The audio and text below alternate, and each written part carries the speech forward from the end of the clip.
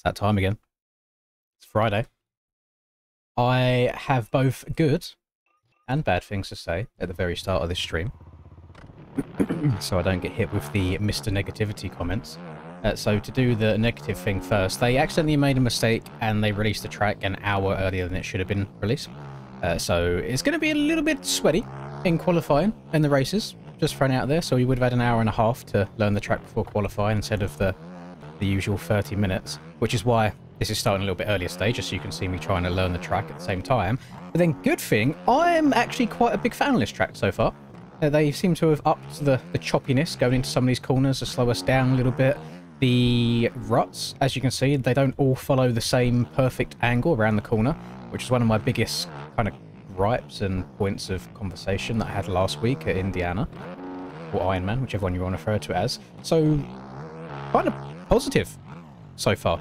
But good stuff at the moment from what I can see. I think there's one or two corners that are going to be very heavy outside dependent, and we'll see how the track roughs up throughout the night. I'm going to try and ride the KTM today.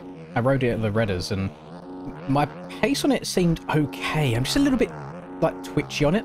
I'm not fully smooth. It's quite a light bike. It's not as planted as say the Yamaha or the Fantic is, but just having that ability to use the quick shift and things like that, it was quite nice. It was nice. I did not have beans and toast. I generally couldn't tell you last time I had beans on toast. It's many years at this point. What did I have to eat? Oh, I ordered a Subway because Linda came home from work. It's a Friday. She didn't want to like go and cook straight away, so I had a Subway, and she's got a refrigerated pizza that she's shoving in the oven right now. This isn't the last round, Simply Pinned. We've got one more round after this. We have got Budds Creek next week, and then we will be finished with the outdoors season. And if they kind of go in a similar aspect of this track, it should be pretty damn good. And what I mean about... so last week, the issue that I had was where all of the ruts like perfectly followed the corner. So here, for example, the rut on the inside, it drifts out to the outside berm, so you kind of have to then turn sharper at the last second, or this one just in front of my front fender here also goes to the outside, or you can come all the way around the outside. So it's not that case of like once you get the bike cranked over at the start of the turn, you can just keep it pinned. You do have to check up a little bit and adjust your lean angle, which I like. It adds that extra little bit of difficulty as well. So I'm a fan of that. You swear you've heard someone called beans on toast shit on a shingle? I've never heard that in my life. Good analogy though. Not too far off. Yoink.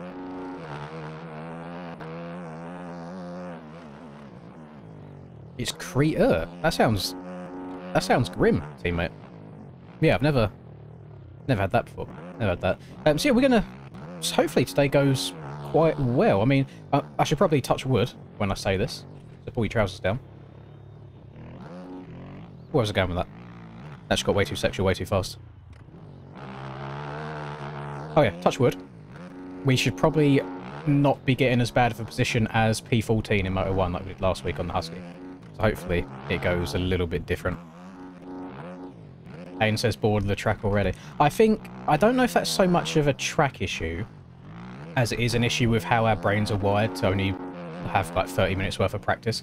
Because I know what you mean. At any track, if I play it for more than an hour, my brain usually goes a little bit fried.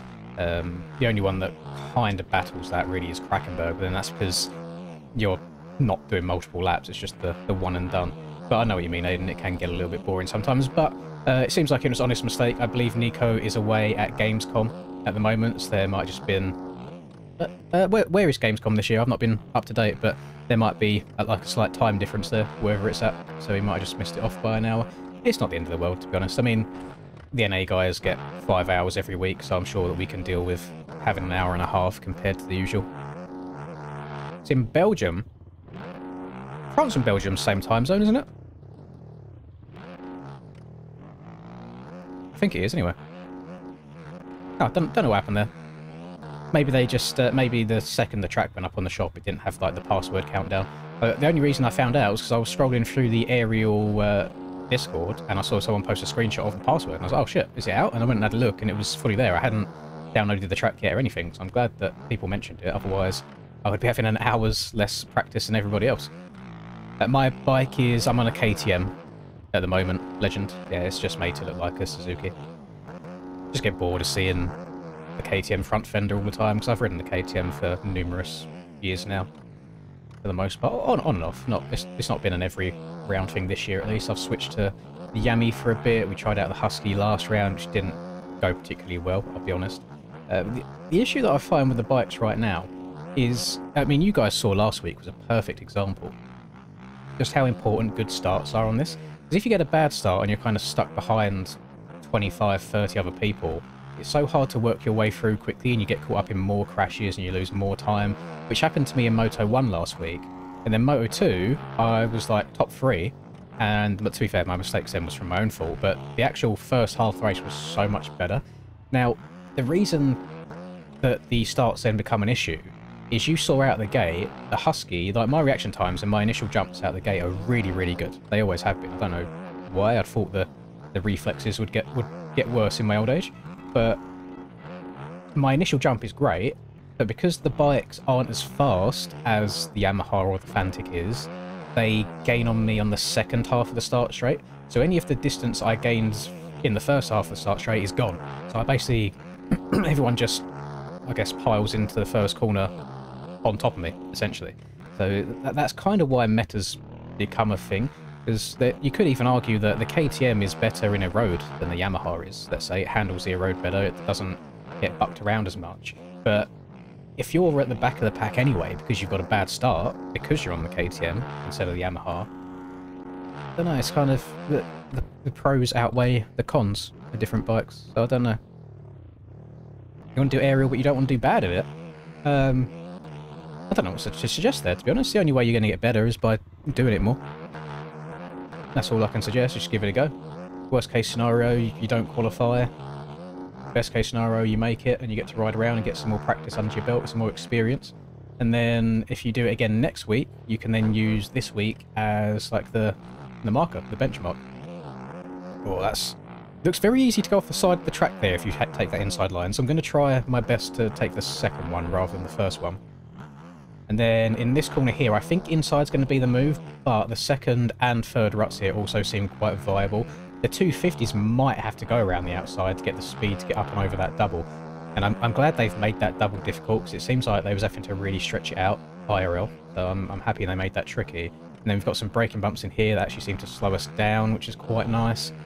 I don't know what I'm doing in the split section yet. I feel like this line I'm taking here is going to be the quickest. The left side of it, I've tried it twice right now, and there's not really anything to bank off of on the exit to make it as viable as the right-hand side. So I do think the right is going to get all of the love. Maybe on lap 1 people will change things up just so you're not following, but I think on any normal given lap, if you take the left side, you are putting yourself at a slight disadvantage there. And then this corner's tricky, because you can come on the inside, then you've got that little hump there you have to try and jump over. If you go around the outside, they've put 1 or 2 braking bumps that are quite aggressive, and it can kick the back end out and cause you to go down if you go too fast. So just some good heads-up track building there to make multiple lines kind of fall in line with each other a bit more, which over this whole course of this season, I've been called so negative on the tracks, but that's all I've wanted, is multiple viable lines for racing. And it seems like this track at the moment is kind of headed in that right direction. It feels decent to me so far. I haven't set a single good lap on it yet. I keep wadding myself in different parts, like stuff like that. You see I went too fast and it kicked the back end out because there was a braking bump there. I haven't actually set a decent lap yet. But in terms of how I think the track will race, I mean, I think it's going to be better than most of the ones we've had so far this year. It feels pretty good.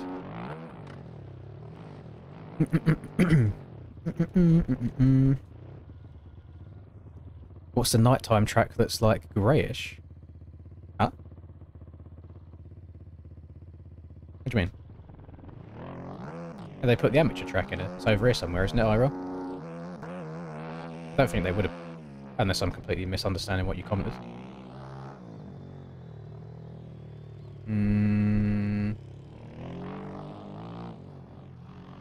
No idea, not sure what you mean by that. I don't think they do cash prizes anymore for this series, purely for legal reasons. With like the shop involved, you can't give cash prizes to people under the age of 18 or something. So that's why they usually do it's like rewards, to be fair, like trophies or you know, I don't know, discount codes, cards, things like that. So I don't think there's a specific cash amount. And you never know until the end of the season what's up for grabs. Which is one of them things that I wish would be a bit more transparent at the start of the season. You know, it's nice knowing what you're going to commit 3 months of your life to, if that makes sense. But then also, I suppose with tracks being constantly bought throughout the year and different amounts of money going back and forth, that those goalposts of what the rewards are could change anyway, and what they're willing to give as prizes at the end. So I don't know, but yeah, nobody knows what the prizes are at this point in time. We'll find out. I mean, this isn't meant to be like a dig at anyone at all, but I won this last year and I haven't received my prize from last year yet. So yeah, I'm not sure if that's ever going to come to fruition. The strange thing is, I did receive a picture of it, so I knew it was finished. It's just never made its way to my doorstep, and I don't know if it ever will. But it's not the end of the world. It's just like a metal plaque. You know, when you get like the machines that, like, not a laser machine, but it cuts things out with water. It's got like a laser, like a water gun on it, and it cuts out a metal. It was just like that, like a number 1. Really good laps between 2:13 and 2:11. Okay. I imagine the top boys will be under 2:10s.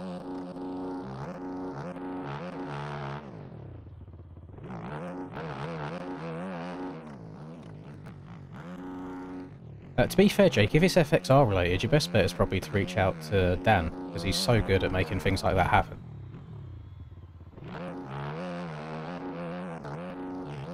Yeah, Jake's saying he's got a 2:09 there, so I'm only 5 seconds off the pace right now. I'll probably try and get a lap going where I don't wad myself straight away.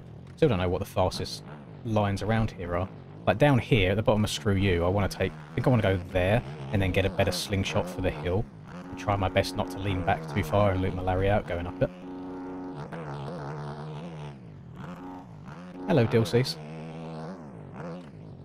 We go inside here. It's like the exit of it gets really tight where you've got that little inside banking, so you have to stand the bike up a little bit.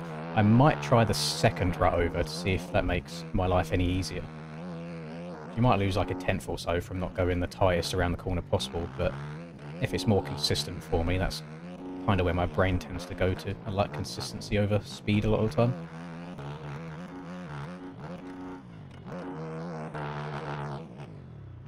Right, let's try and get a lap in without crashing.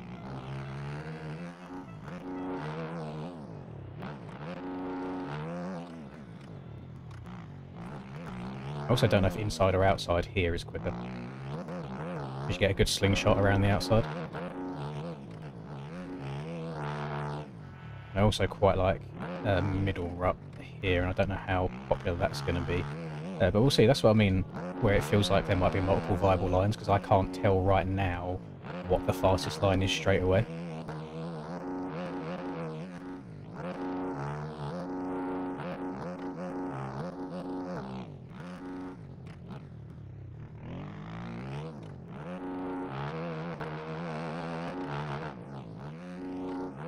I also don't know what the quickest thing to do through here is yet either.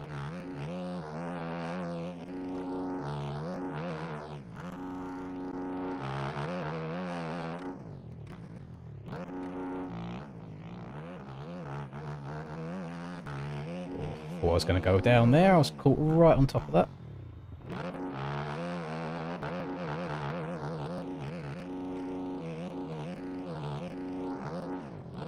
She's a bit sketchy going up that hill. I imagine that's going to bite us in the arse. But again, I'm happy that they made it sketchy, because in real life, them boys were jumping around all over the place going up it. Oh, I've gone too far.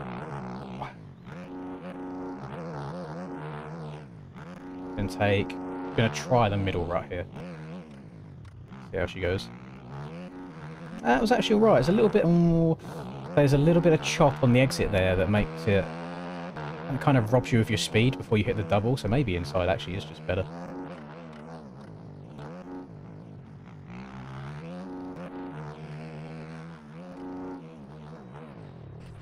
Ah, no, not right at the end. Oh, keep her up. Well, it's not the 5 seconds that I need. That's not ideal. I only went 3.5 seconds quicker there. 2:11.3. Track's wide open on a 250. It is. Every track is on a 250, to be honest. I don't think you're ever going to change that.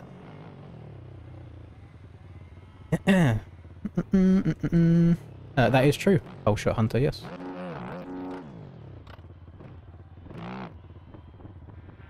The bike I'm on right now, it's a KTM 450. It's just private model swap to make it look like a Suzuki. Hello, Pepper. Ham and Tyler on 206s. I feel like there might be some grass needing to be touched at some point, because that felt like a pretty damn good lap, and I couldn't tell you where to get an extra 5 seconds from.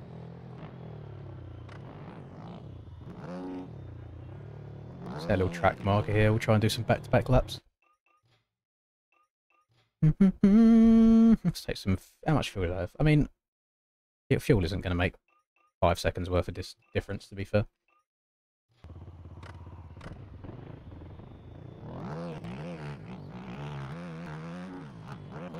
Oh my goodness.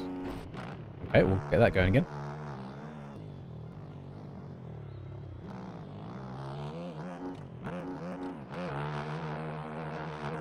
You're not allowed to have a life outside of bikes when you're involved in it, B-Clay. You should know this by now.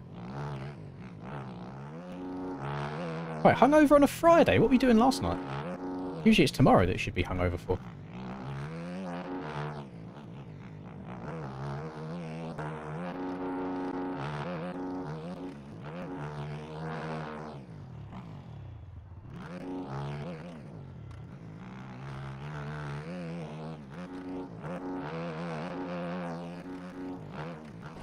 Oh, hold on to it.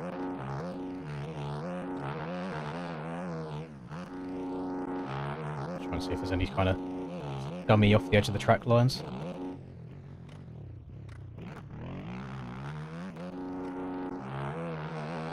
You just did ask a question, Pepper.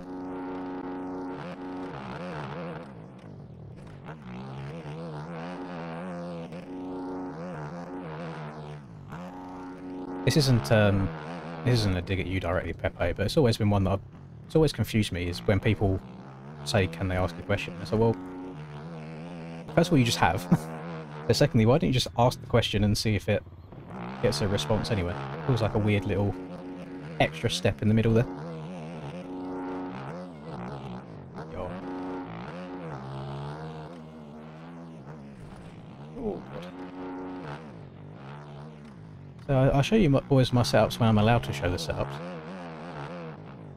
And if I was any good at making suspensions myself, I'd just show you everything that I make, but it's not mine to give away, unfortunately. Hello, Fleety.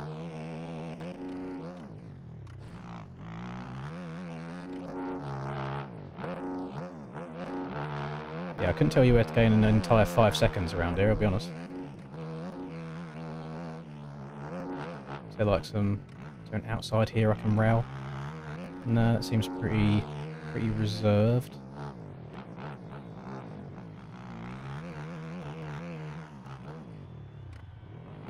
Definitely going to step off that right hand side quite a few times.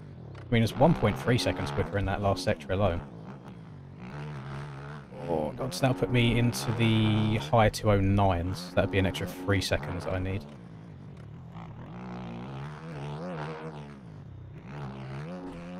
Whoa.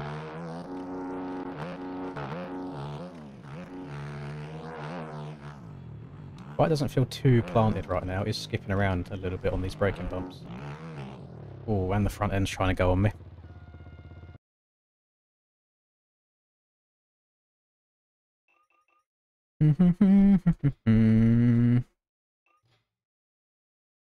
I mean, you boys can ask whatever you want to ask. If I don't answer it, then there's probably a reason for it. I would not do that whole shot hunters. Not just trying to be an arsehole. I just don't play the game outside of these races, so I wouldn't bother.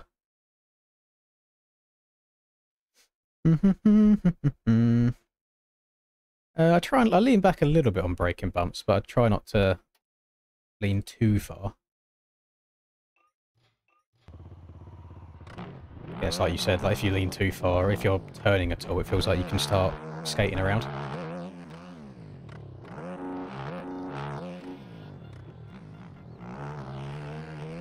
Yeah, well, somewhat positive about the track so far this week. Seems like it's already got a bit of a skill gap to it. Or, I don't know, maybe they... I rode the KTM at the start of this year's Supercross, and I had a lot of success with it. Lately, I've just been so sketchy on it. And we've still got 13 minutes until qualifying starts. We can mess around on other bikes. Let's try. Oh, this is going to bring up the dog model, isn't it? God damn it. Default. Helmet. Rider gear. What do I have on? White. Yeah, track came out early. It wasn't intentional by the looks of it. It just looks like a mistake. I mean, you guys are watching what's happening on my screen as well, right? Where I just had boots selected and then the helmet disappeared and then I changed the boots. And then the helmet goes.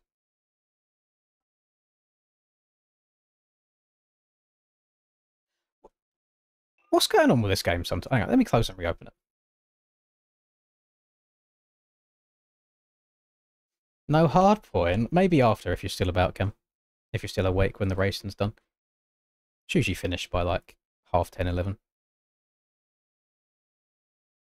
I've never seen that bug either, but then again, I don't tend to change my like rider model and then boots and stuff all back to back very often at all.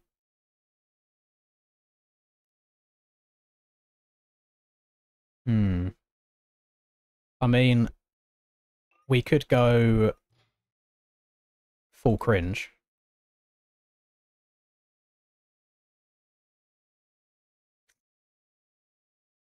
Yeah, screw it. See what it looks like.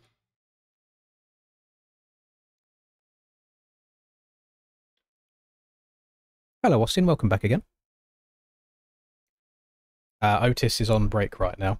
I was thinking about it before I started the stream today, and I was like, oh god, I did say that I was going to ride one of these weird models, but now I kind of want to try and take the race a bit more seriously now I'm enjoying it. Let's just run this and see how this goes around it.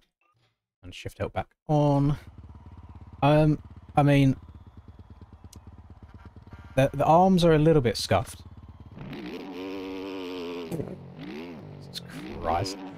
If Linda comes in and she sees it, she'll be really happy because she'll think, oh, Kawaii girl, so cute, but I'm not an anime enjoyer in the slightest. I don't understand it. The depths of my anime when I was younger was Pokemon and Yu-Gi-Oh, and then I never watched anything outside of that. Hmm? You talking to me? Are you talking to yourself? Why are you talking to yourself? Ah.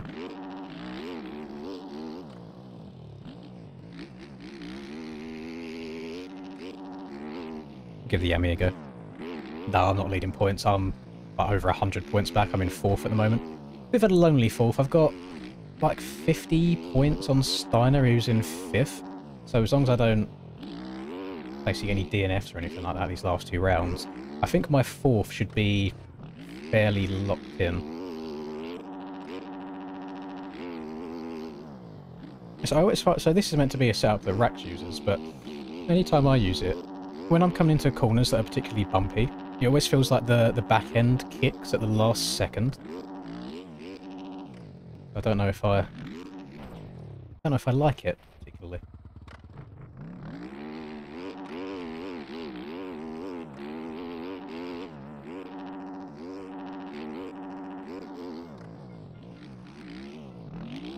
Yeah, I really don't like how this Yami's handling already.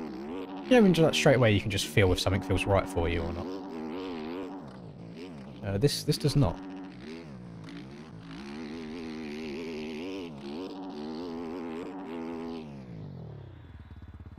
Finish the lap off. I'll probably go back to the KTM.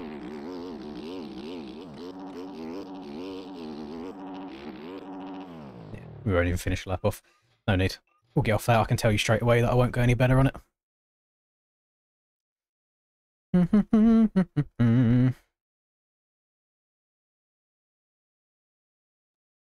Nah, There's going back to sim competitively hasn't even crossed my mind for at least a year now. It's not even like an enjoyment factor, it's knowing the amount of time it would take to get back to a somewhat competitive level. I would have to put so much time in, and on the flip side, it would make me a lot worse at MX Bikes as well, just where the two different games need completely different like inputs and they have different physics.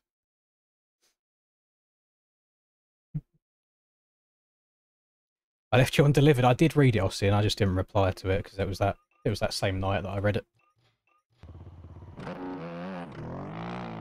In terms of the idea, honestly, it sounds very similar to kind of my idea, but not the same full format. So it might be nice if we kind of merge the two at some point.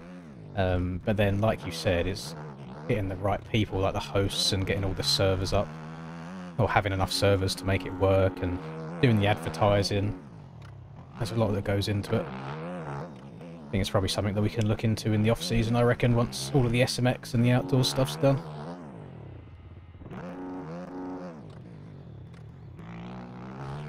Anybody else like that? They'll read a message, not reply to it, and then forget to ever respond to it again. I've got very bad... I think object permanence is the right word. If something's not like directly in front of me or is in my mind at all times, what's going on with the front end? Then I just don't think about it. It's like if ever I was younger and I went away on vacation or something, and then I'd get back, somebody like, "Oh, did you miss me?" I'd be like, "No. That you didn't cross my mind once. I didn't think about you in the slightest."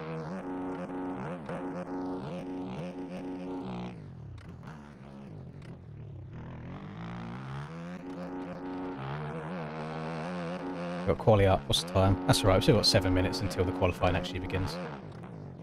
They throw the servers up and they have 10 minutes worth of practice before it goes into the racing.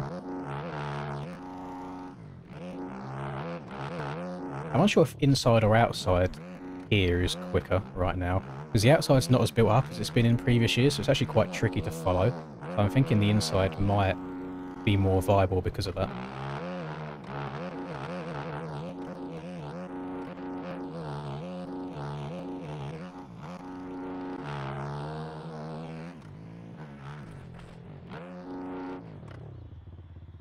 Definitely, I'm going to channel my inner Deegan today and probably go off the track about 10 times throughout the course of the day. Not by choice, just from trying to go a bit too fast in some questions.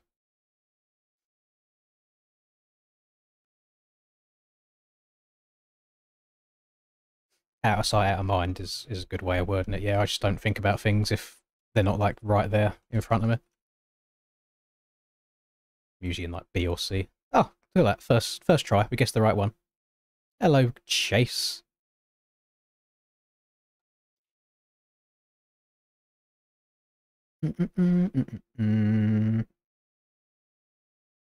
Sections, sorry, not questions. In a server right now, and cuts are so bad you breathe off track and you get either 2 or 4 seconds of cuts. Don't go off track.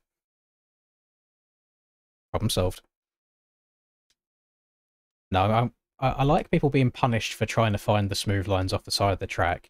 Then I also find that also lines up with you then get punished where if you crash and your bike rolls off the track, then you get extra cuts on top of it. So it's almost like I just, like, you know, beat me while I'm down. Hello, Strider. I'm good, thank you. You're going to be streaming today? I should be awake, so I should be there watching it, to be honest. I am in very much an American sleep schedule right now. I go to sleep at about 7 or 8 a.m. my time, which I think is like 2 or 3 EST. And then I wake up at about 4 or 5 my time, which is like 11 or 12 EST. So I'm not even in America. I'm past American sleep schedule.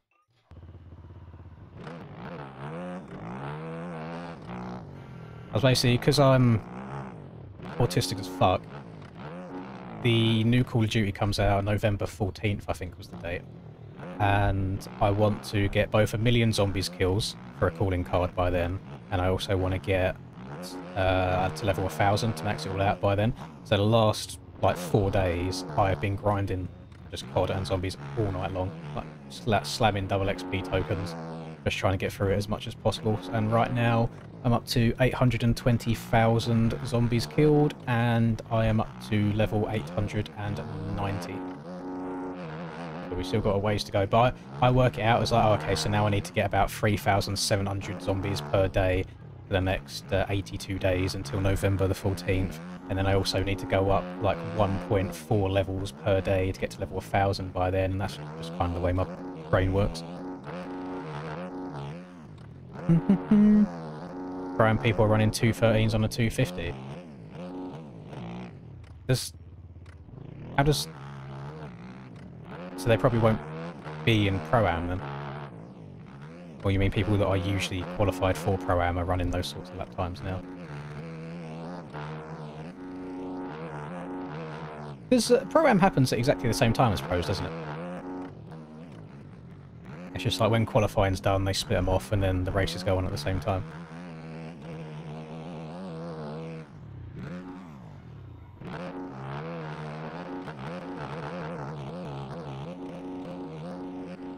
Oh, not good. Holy. I mean, landed it.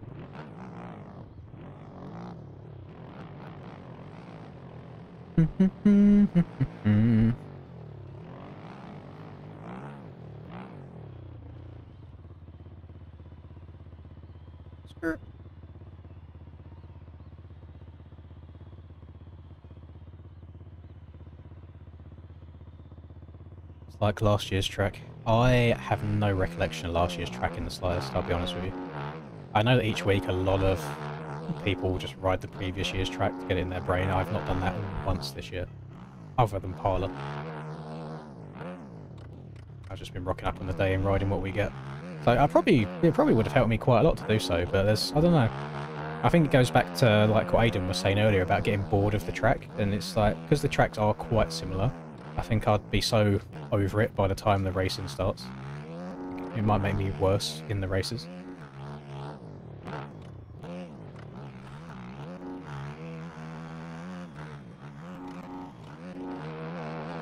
So my only goal for today is to not get a 14th in Moto 1 like last week. We're going to start off with small, hopefully achievable goals.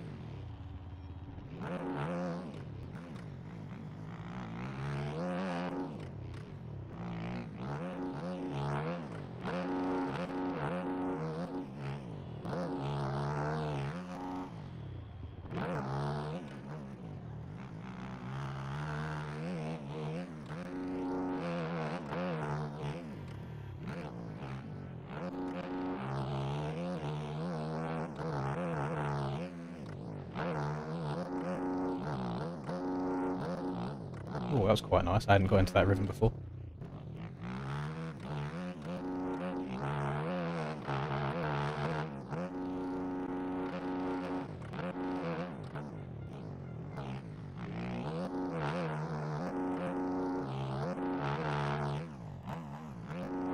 Qualifying should start in about a minute and a half.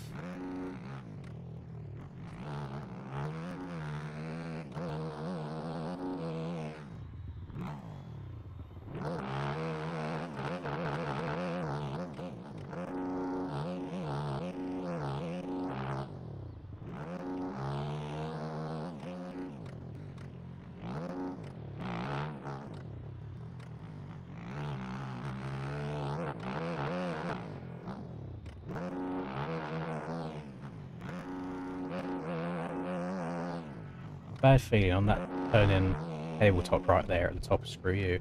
I feel like I'm going to hit my head on the white aerial marker at some point, just from trying to scrub.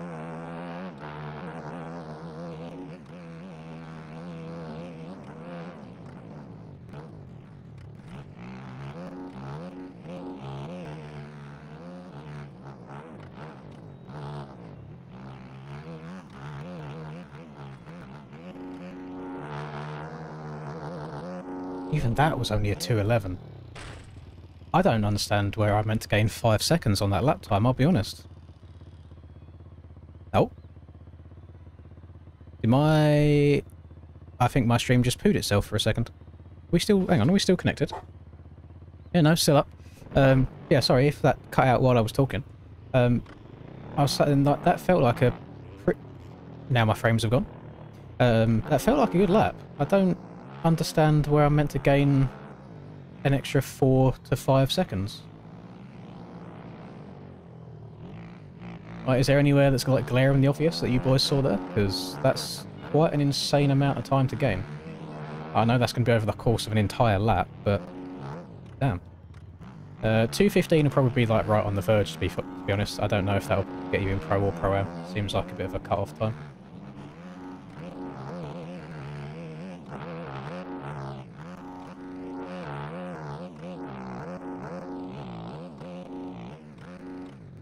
That was quicker. I couldn't even tell you what I'd done there.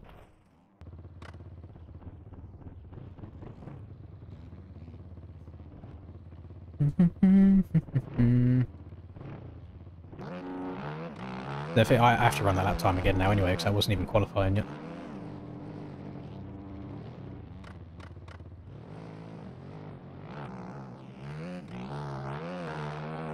Well, Brock said that the cuts on this track are quite brutal, so I don't know if there would be any, like, scumbaggy lines at all.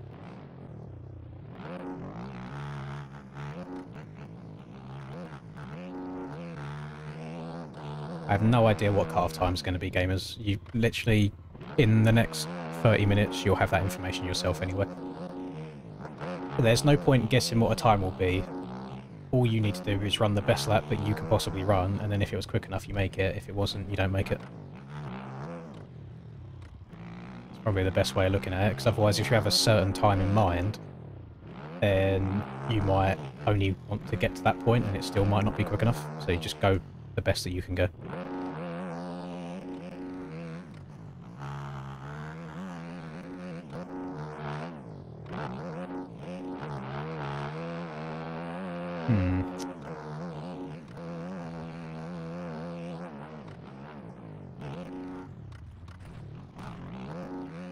Okay. We'll slide our way in there. Wait for qualifying to start. Yeah, I have no idea where to gain 4 seconds worth of time. That is crazy work.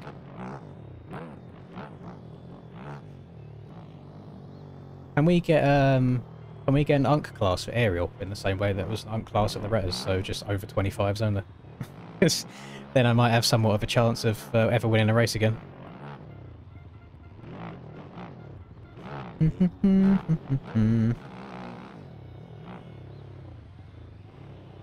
You almost raced, but you went dress shopping with the wife instead. I generally think dress shopping with the wife might sound more painful than most of these aerial races have been. I hate walking around stores. I especially hate going and trying on a bunch of clothes. I'd rather just buy stuff online if it fits cool. If it doesn't, send it back. No, I don't think you can transfer across on the split section. I imagine they've put collisions on it. I'll have a look. I know what you mean. Like you could probably try and take off of this. Actually, do you reckon you can... I wonder if they've just got collisions on the bows, or if the collisions go higher than that. Let's have a little... Hang on, you might be onto something there, senor. Try and do this on a lap, though, is a completely different thing. So you can come here and just step... Ah, no, I don't think you're going to get enough pop off of that. It was a decent idea, though. I know nothing about PCs, I just got an expensive one, and it seems to work bikes well. I do not know all of the ins and outs and what parts you need.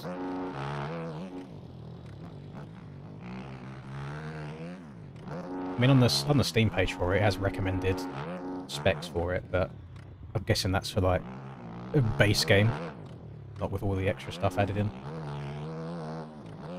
So very hard to say.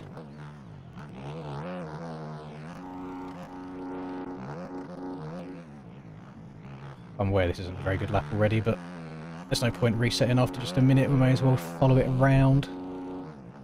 Just spin some laps, try and get the fingies warm.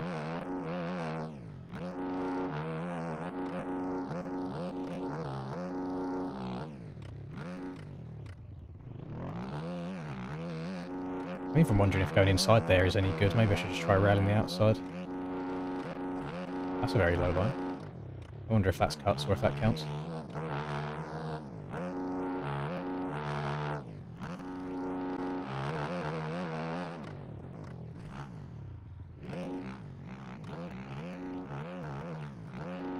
I don't know if I like the outside, but definitely had more success taking the inside.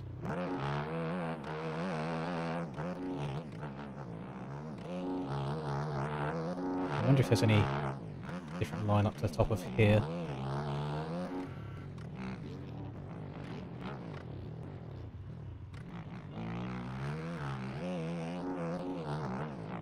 Back end wanted to slide off to the side there. That was very close. Maybe I'm just not vibing with this track, because I mean, both Odin and Breezy have just done a 210. And to be fair to both of them, on any given aerial day, I usually out-qualify them by quite a lot. Which is weird, because I actually quite enjoy this track so far, but my pace on it is off. And usually when you enjoy a track, you're kind of vibing and flowing and going fast.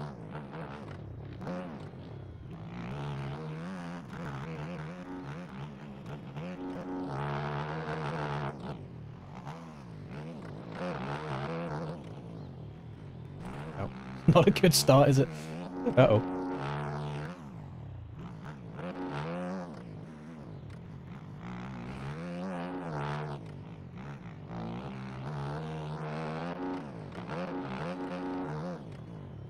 No, don't go over. Ooh. Oh, the back end was close to going over the berm.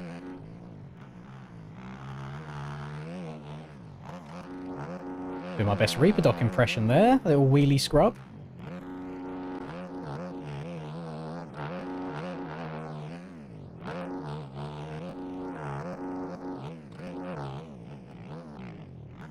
See, I don't like that rhythm, because then you end up singling into the corner at the top. I'd rather double in at the top. But it felt fast up until the last single.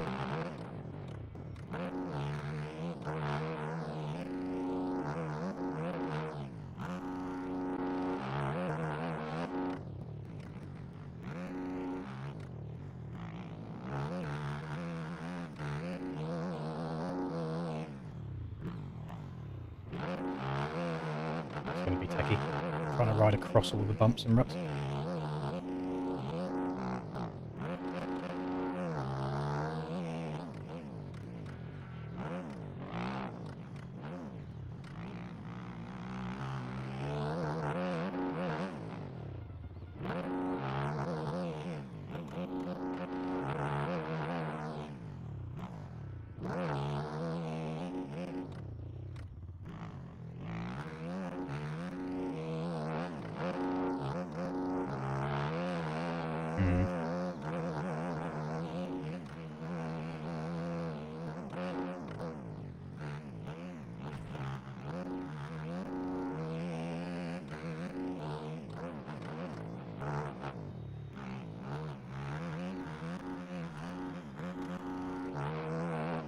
Yeah, the fact that you can straight line that split section makes that right hand side so much better than the left side.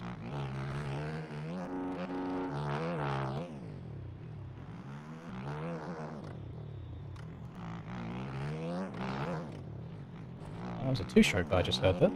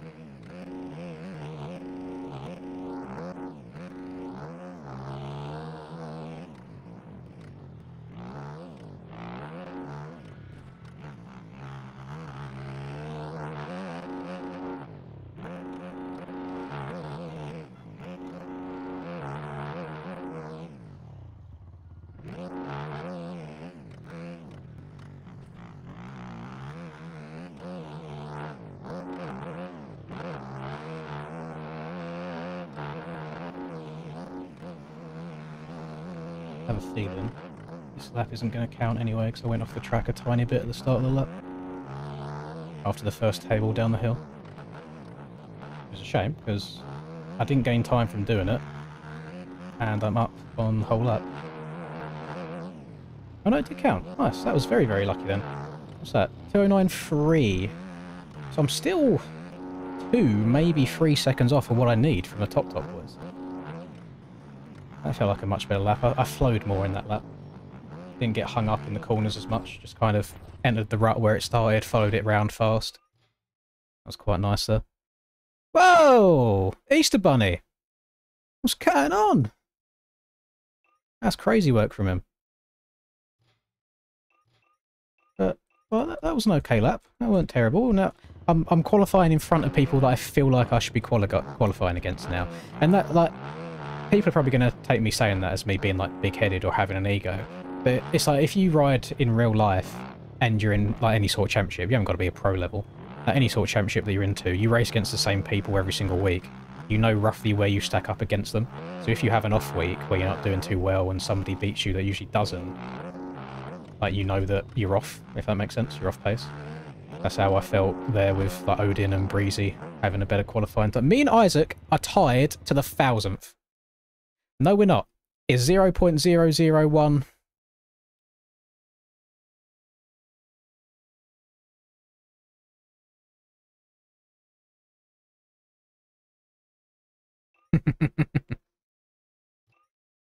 on the max HUD on the far left, oh, it's got this white, you can't really see it. And I add there, so it says 0.000 between me and Isaac. But then when you go back to the pits, it's 0.001. God damn it. That's disgusting. Like going down to 1,000th of a second. Actually, I'm quite enjoying the track so far this week. Charlie, it's definitely better than the last bunch that we've had. It's rougher. The lines aren't all perfectly smooth the whole way around. It seems like there is multiple lines that are viable.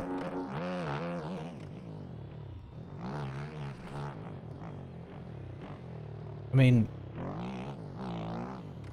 the outside the Breezy just took there, he looked like he did it really fast. Yeah, the exit can be a bit sketchy, I suppose, because the front end could catch the rut that merges into it. Favourite track this year? No, I think Parvo was still my favourite of them all, just in terms of riding it. And then my favourite out of the whole Aerial 2025 season was Daytona. This could be a number 2, though. This could be second in the outdoors list.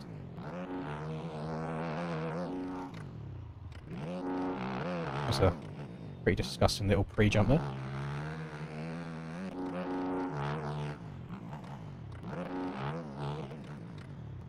Oh, I can't stop. Addicted to the shindig. Drop top. Says you're going to win big.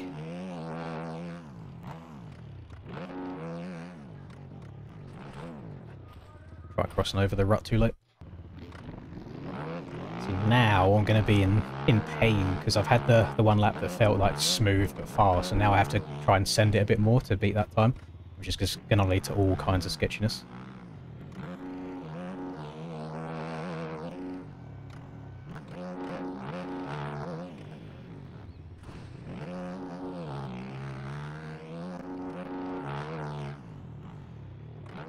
Nice little second down after one corner.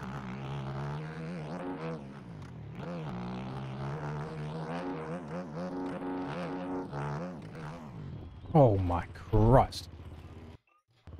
I don't know the best way of hitting that inside line fast.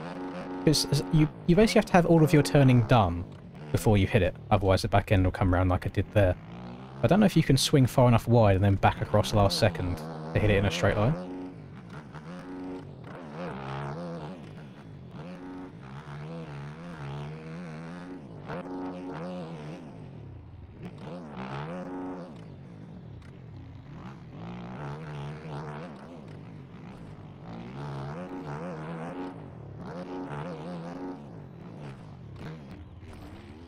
I think I'm better off going around it.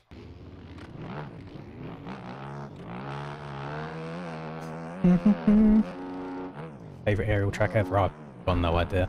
As I was having a discussion earlier about object permanence, I couldn't tell you the layout or how a single track of any track other than this year's tracks, any other aerial track in any other previous year, I could not tell you how it rides. Oh, that's long gone out of my memory.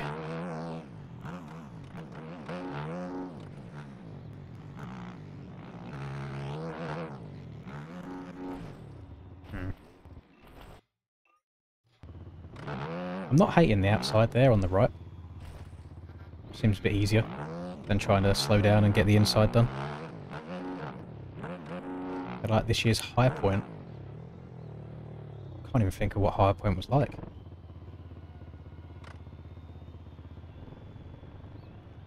I definitely don't remember a high point being a mudder style. Oh no! Yeah, sorry, I know what you mean. Yeah, it was in the rain, wasn't it? It wasn't like super rutty everywhere. It was just wet. Didn't mind it. It was one of the better ones of this year.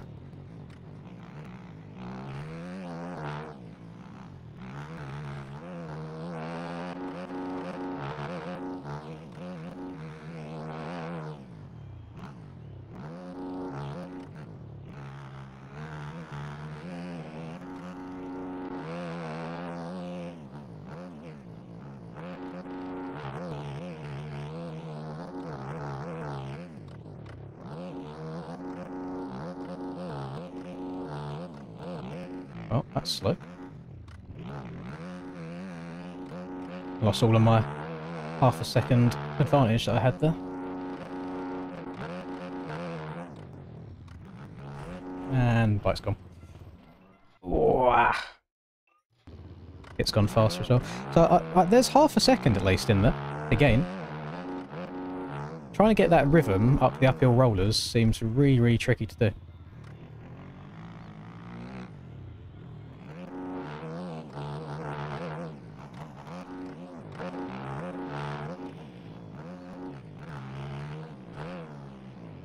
I also feel like my bike doesn't want to get cranked over as far as it would do in the past.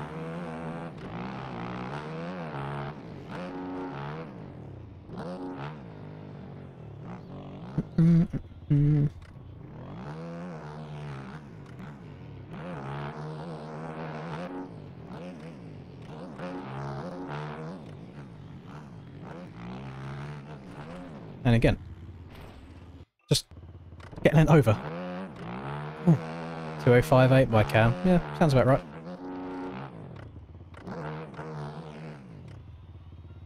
So I'm under no illusion anymore that I can hang with these boys. I just try and show face and see if I can scrape a top 5 now and then.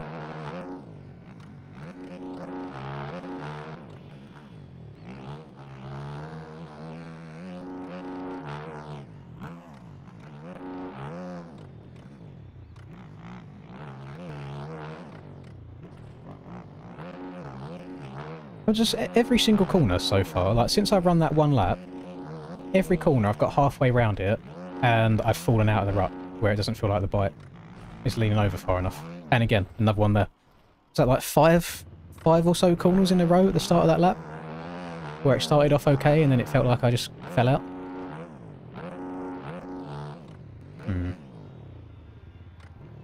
I'd love to agree with you, but unfortunately the two-strokes in this game just aren't fun anymore. 125s are bearable, but I can't ride a 125 in a 450 class.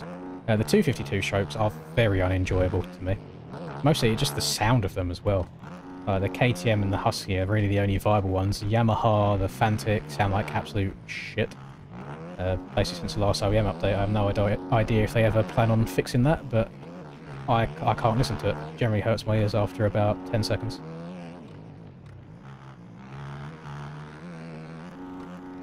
But 125s are quite fun. And the issue now is, again, after the last OEM update, the 252 strokes are not even in the same league as the 450s, whereas the previous versions you could be somewhat competitive.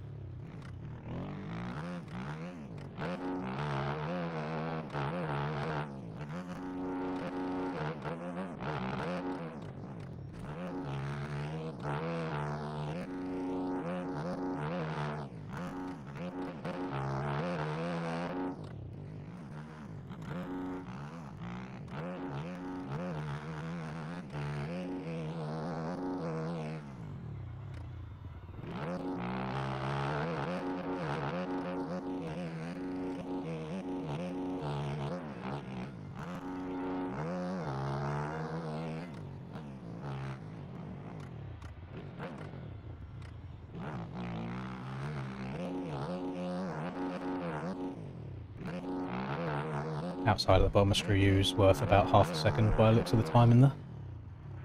Uh-oh.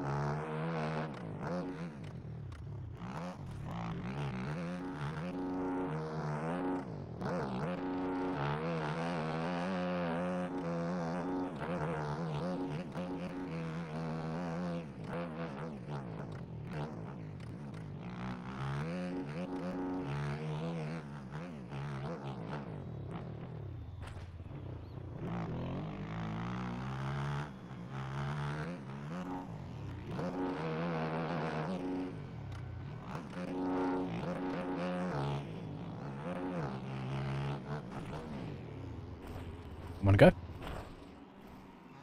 Does not want to keep turning.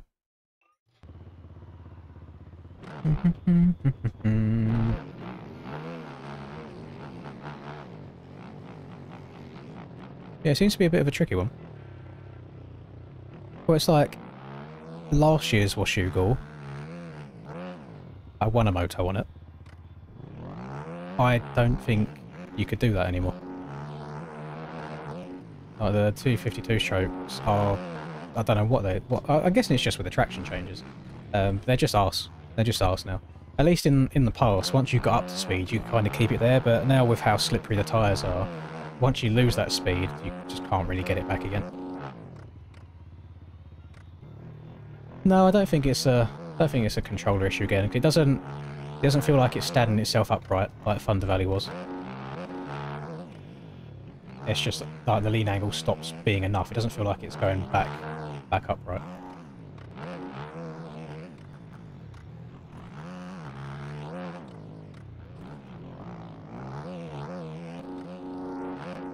And usually when that happens, when it's a controller thing, it tends to only be when you're leaning one direction. Whereas this is both ways. This is just me. Big old skill issue.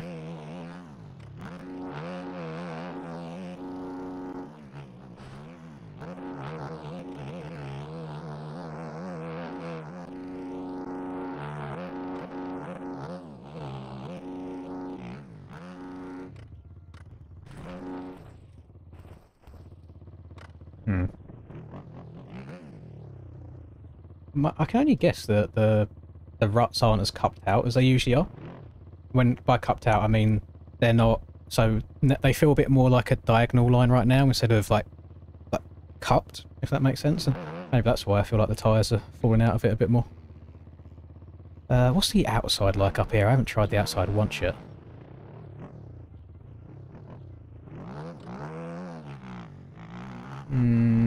It's not as big as it's been in years past. It could be viable though if you go into it fast enough.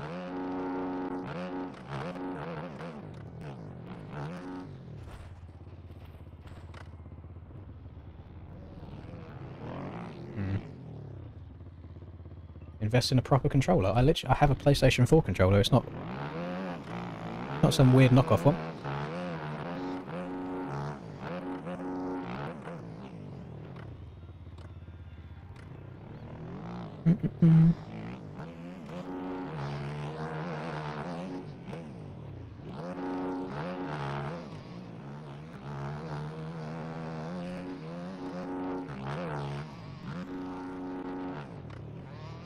I'm also struggling.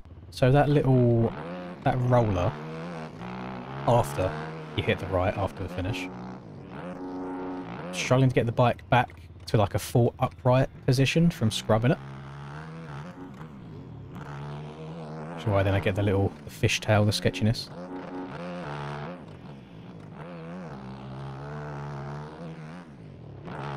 There you go, came back around that time.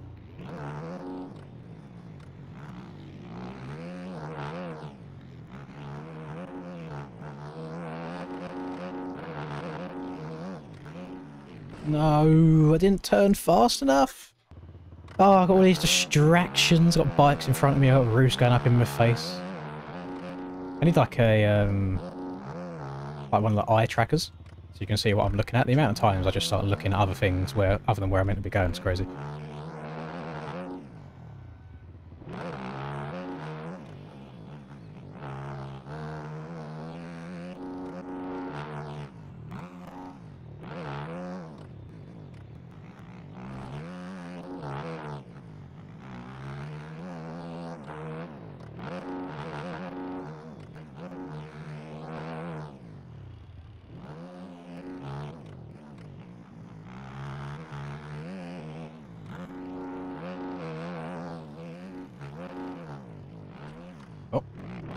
There's another lap gone. Thank you very much, Lakin, for becoming a member. Tell you what, gives himself a facial there, doesn't he? Try Sim for 2026 and get a chip. I don't know if it's quite as easy as that, to be honest. I'm not sure it's quite as straightforward as just getting a chip. I feel like with the sim players that are still competing, it's probably harder to get a sim chip right now than it is a bikes chip. Like the people that are still competing in sim have been doing it for so many years. That's why MTG is going to be quite exciting, because it's a clean slate for everybody. You haven't got to play catch up with anyone, it's just whoever gets the best at it the quickest.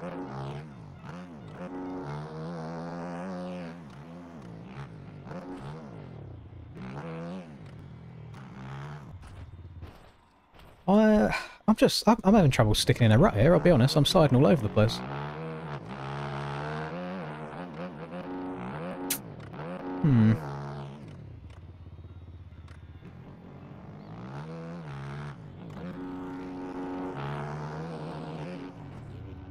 Oh, well.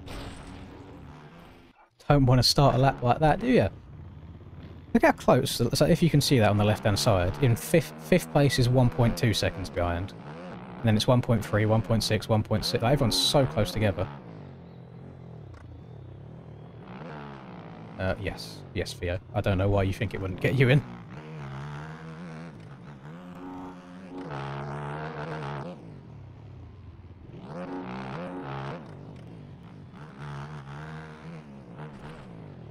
Again.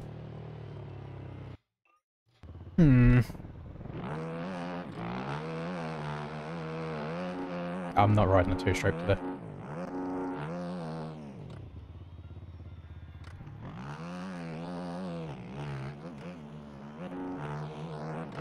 I'm still somewhat positive about today, since the track seems quite enjoyable.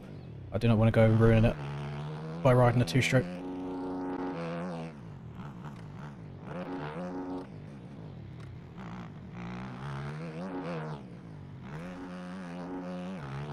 Well, in that time, this is what I don't understand. There's a lot of inconsistency to it.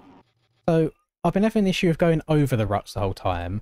This time, my front wheel got so much track, like it just grabbed and hooked me to the right. Where usually sometimes I feel like it will, like I'm on the full side. There's no knobbies there. I feel like it puts me this way. Whereas this time it just fully grabbed and then moved me to the right. It's just, I don't feel consistent on it at all right now.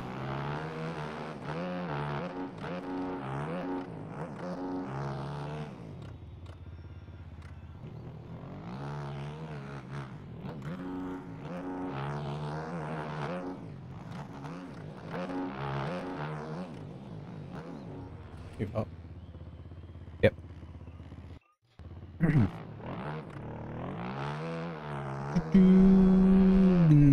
There's no times for anything, it's just as the night runs. We got 3 minutes left of qualifying. So then they kind of compile everything together, get the servers up. In terms of like a rough time estimate, I'd say like 15 minutes, hopefully, for Moto 1.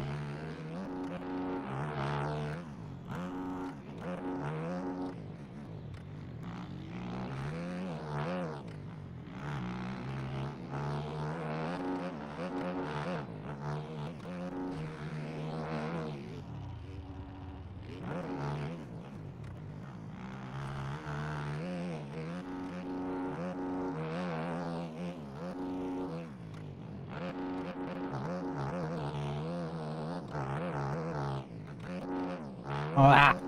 Scrubbed it too low. Now I'm going to have to single at the top of the hill. What a load of shit. Oh, big old skill issues from me.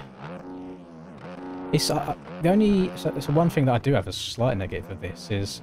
So obviously they've started putting these fuckers everywhere, which basically leak onto the track. You can see right now it's on the track, like to the right of the marker. But they've not put them in places where it particularly matters. And like literally just things like this. So if I go far left here, I barely leave the ground, and also your lap counts. So it just feels like there's places where they should be where they aren't, and there's other places where they put them that I feel like there's no point.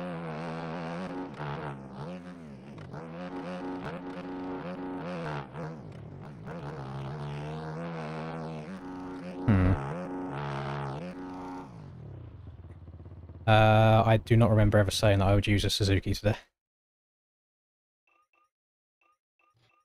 I don't think I've said all year that I'd ride a Suzuki in one of these races.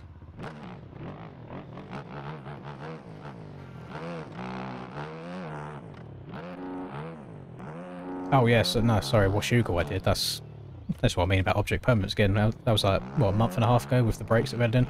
Yeah, I rode the actual Suzuki at Washugal. This is just a KTM with a model swap on it.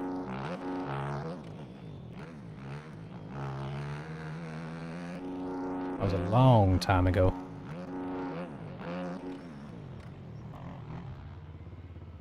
What the fuck have I just watched? How has he managed to, like, go that much faster down the hill and get locked into the corner? How far behind is he? Oh my, did he go around the... Must have gone around the outside, surely. I mean, I went around the outside, he just hit it so much quicker. That's disgusting. He's a whole bike length back, hits it tighter, hits it faster, and gets locked in. I hit it slower, open up the corner more, and my back end doesn't make it into the corner. I'll have whatever it is smoking, please, because that makes no sense to me. Hello, Transcend. It's kind of right, thank you. The track's one of the better ones that we've had this year. I just way off the pace today, it seems like. Oh, that makes no sense. Like, he was wide open, leant over all them braking bumps, and the bike just didn't seem to kick out at all.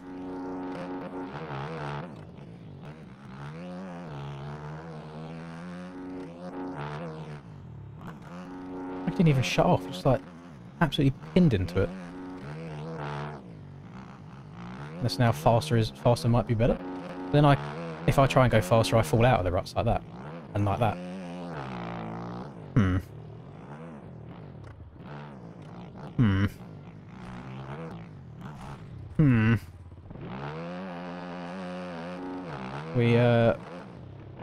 We are struggling today.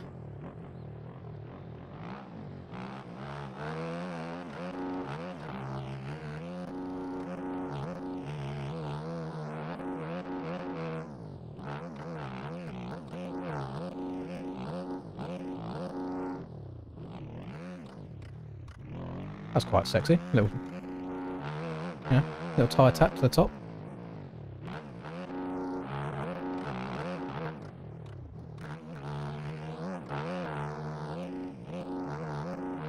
Pissed off Lynn's pending.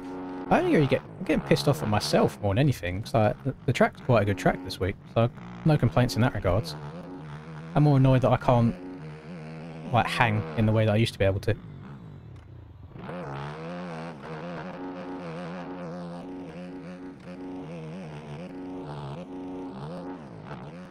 Getting on a bit. The thumbs can't do what the brain tells it to do. The eyes can't keep up with the ground coming at it so quickly.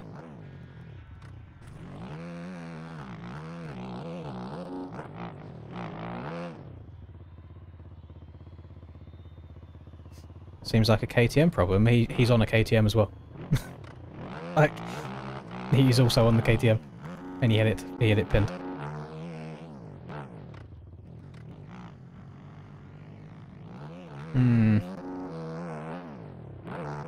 I know outside's better. I'm just struggling to get over to the right after stepping down the hill.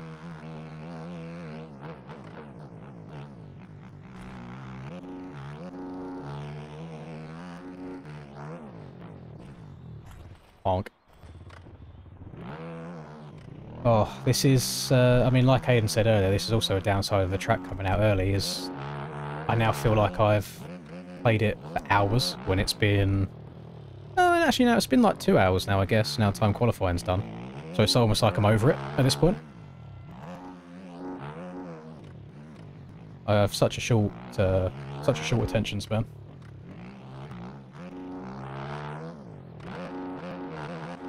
Top boys don't touch grass. I mean, from what they say, they don't. They do. Like, I hear multiple times that they hop on for the race on the Friday and that's about it. Then I do also then see hot lap videos being posted like 2 days after the tracks come out, so I don't know how much I can believe. Hello, Reed. No idea what quality time is. You'll find out in like 5 minutes when the time's got up. No, I don't think this is a bad track at all. At least like first impressions. It's me that's bad right now.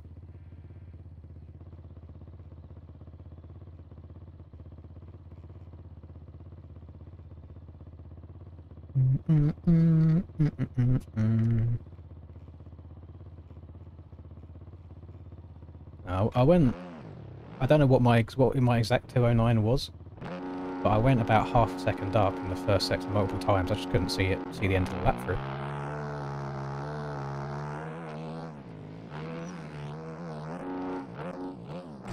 Bonk.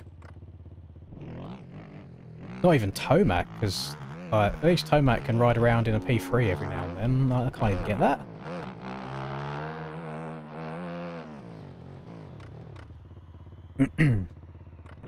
I will not be at Box Hills this weekend, though. I mean, I haven't had any G Fuel in a very long time, and there is quite a lot behind me. And I haven't got any monsters here at all. Should I go mix up a G Fuel, try and lock in a bit more? I think I should. I need to get a fresh water, because I haven't got enough left in this one to mix it with it. So, give me a minute.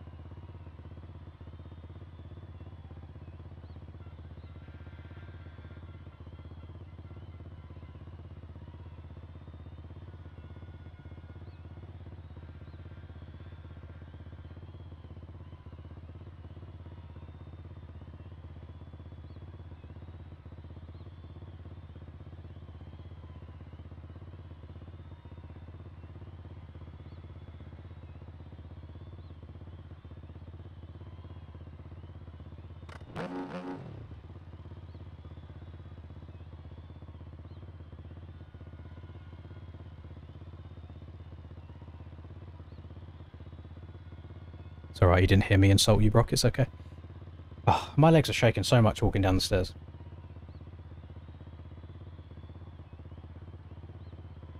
After the, say I'd done cardio earlier. I'll let you guys fill in the blanks on what that entailed. I can't remember how much water I meant to mix this with. There we go. 12 to 6 fluid ounces. How much is that in millilitres? Why have we got to use... What the... What in the Screaming Eagle unit of measurement is that? Fluid ounces in grams. Not grams. In millilitres.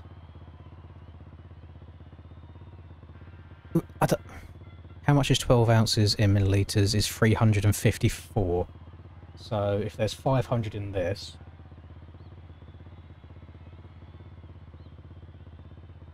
That'll be about right.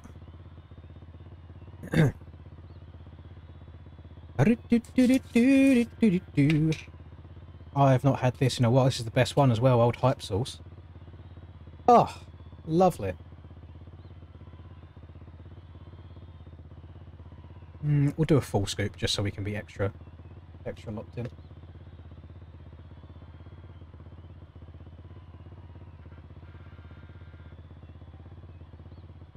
That's one bottle of water. Bottle of water? Bottle of water on a Tuesday? A Tuesday, innit? On the YouTube. Oh, that nice natural colour. I'm sure that won't do any damage to my insides at all.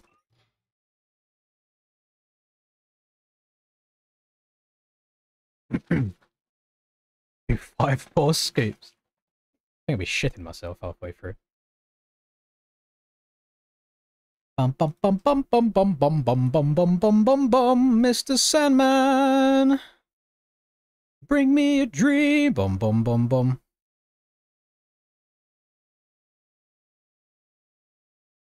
I don't think the servers are up yet.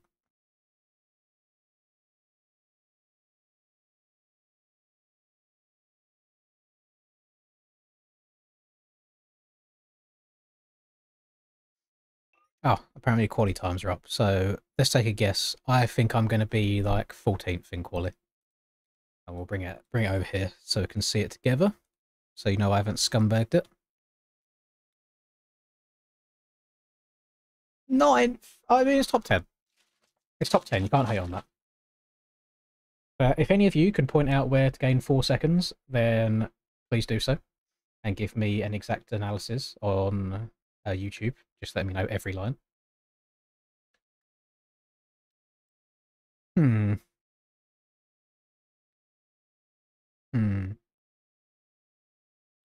Oh, yeah, when I was muted, Brock, I said I'm not taking shit from someone with an MX Bikes logo on their actual bike. So I just repeated it.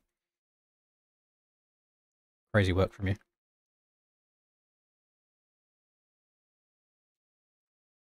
Use the Fantic on long gearing.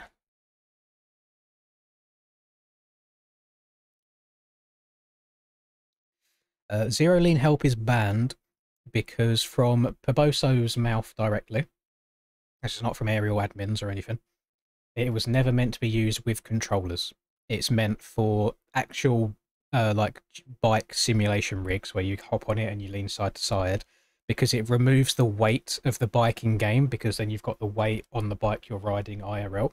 So when you remove all the weight of the bike in game and you're controlling it through a controller, it makes you be able to achieve just the most unrealistic lean angles in like an instant. There's no delay in getting the bike cranked over. So that's why they banned it, is because it just wasn't meant to be used full stop from Paboso himself.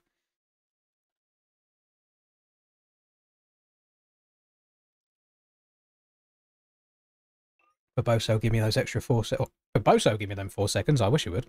G Fuel, give me them 4 seconds, hopefully.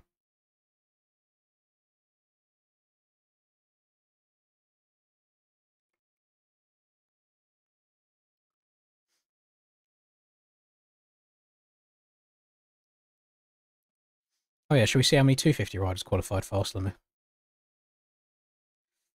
So I had a 20, was it 2093? How many 250 boys went faster? Only one. Only Brad. And I have a feeling that's because they banned the TM. I think if TMs were still allowed, you'd have like 5 250 riders going quicker than I am. That makes me feel a little bit better. Bom, bom, bom, bom.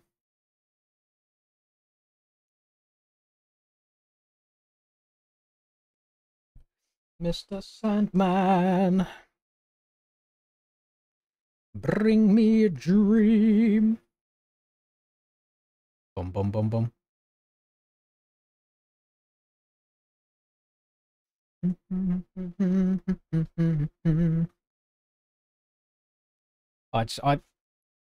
I'm glad Transcend that from a fellow unk to another. I'm glad that you understand where I'm coming from, and I just can't fathom the speeds that people go anymore. Because to me, everyone else, people like throwing around the word wash, and I use it to describe myself as well now. I think I'm washed. But if you was to compare my speed now and my speed back in 2022, when I would argue I probably was the fastest on the game, I think my speed is the same. It's just everybody else that has got insanely good. Group B on my MXB website will be Pro-Am, so 36th through to 70th will be in the Pro-Am race.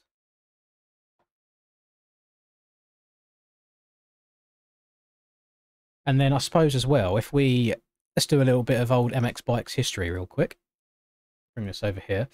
MX Bikes Steam charts. If we have a look, yes, my connection is secure. Let me in, please. Thank you.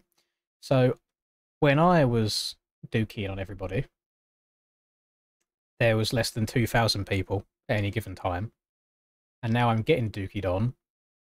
We've got 4.5 to 5,000, 4 to 5,000 at any given time. So the amount of just active players in general has doubled. So you are going to see like more people getting better there. Like the fact that this number is still this high with how dead the game feels is crazy to me. It's like year, 3 years. I mean, it hasn't not dropped off much at all. I thought it was dropping off loads.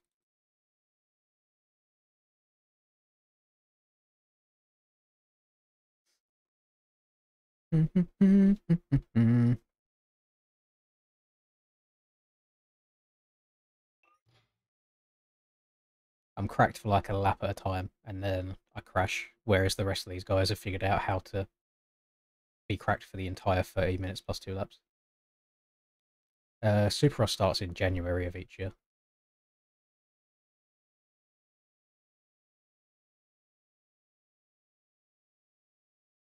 What I will say, because like Troy's just said, it doesn't feel dead to him. I think I've probably been involved in the same part of MX bikes for so long, where I basically just do aerial and that's it. Whereas with the Loretta Lynn's races that we done earlier this week, like that was genuinely enjoyable, and there was like 100 people signed up across 6 or so different classes. And I think I need to get involved in more stuff like that. My issue is they very rarely suit my times. The reason that I've been able to do the Lorettas this week is because I wouldn't even say my sleep schedule's gone to shit. It's fully boofed, like it's fully chalked. So unless I just maintain that fully chalked sleep schedule, maybe I can make it a bit more viable.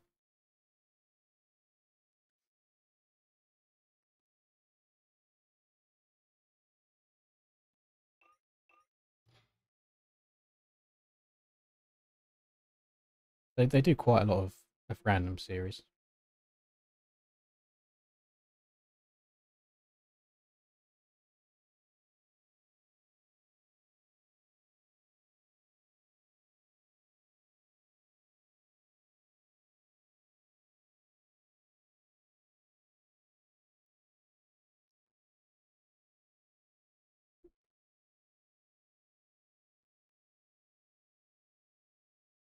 I feel like the amount of people that play MX bikes or MX Simulator before riding a motorbike of their own is very low. I feel like it's almost always the other way around, where you've been into it IRL first, and then you get into the gaming side of things.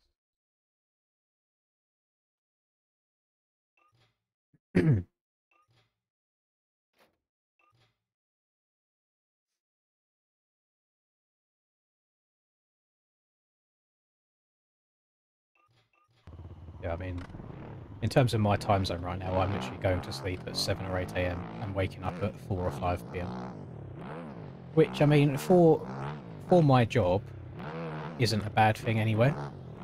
And, I mean, I'm asleep while Linda's at work, and then we're technically both awake at the same time until she goes to bed. So it doesn't hurt the relationship at all. Just the amount of sun getting touched is even less than it ever has been.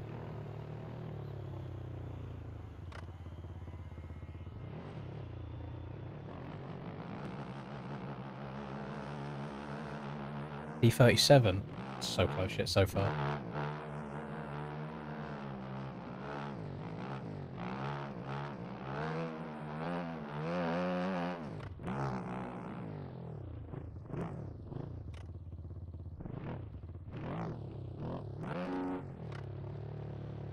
I've noticed a few people bring up that MTG is expensive, and then I also noticed in the same breath that the same people buy the new Monster Energy game every single year, whereas it looks like MTG is a one and done, and it's going to be about for many, many years. So my brain always just does it as, oh, if I play the game for 10 years, it cost me £6.90 a year. It didn't cost me £69, which sounds a lot better than 60 every year for every new every new SX game. How'd you get into a wheel easy? Forwards, backwards, accelerate. There's, well, Forwards, backwards, accelerate. Forwards, backwards, accelerate. Or if you want to be extra easy, you can... Basically, this game's weird. As you're turning, as the bike is standing itself upright, so as you let go of the turning, so now, if you accelerate just in that point as the bike's coming upright, the front wheel comes up super easy. So that's another really easy way. I haven't got to lean backwards. I can turn and accelerate, and the front wheel comes up.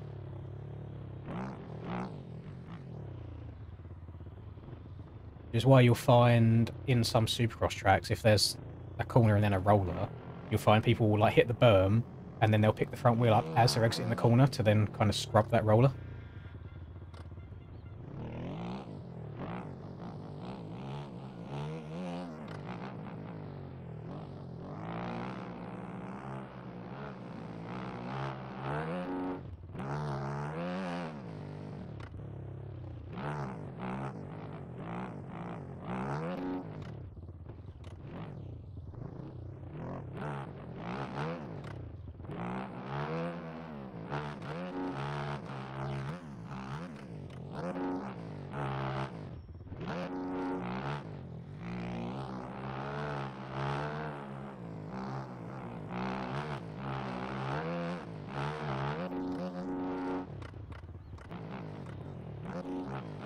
Do like 9 litres to be safe.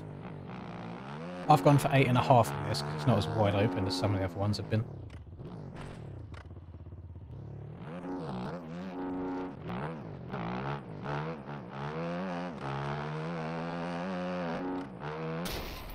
Bonk.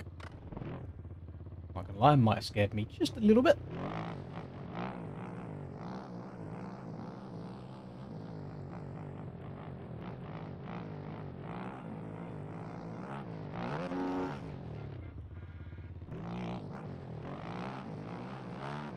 The race should start within the next couple of minutes. This is the race server that we're in. We're just waiting for everybody to get in.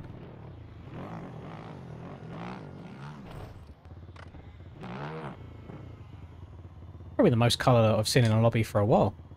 We've got Fantics, Yammies and KTMs.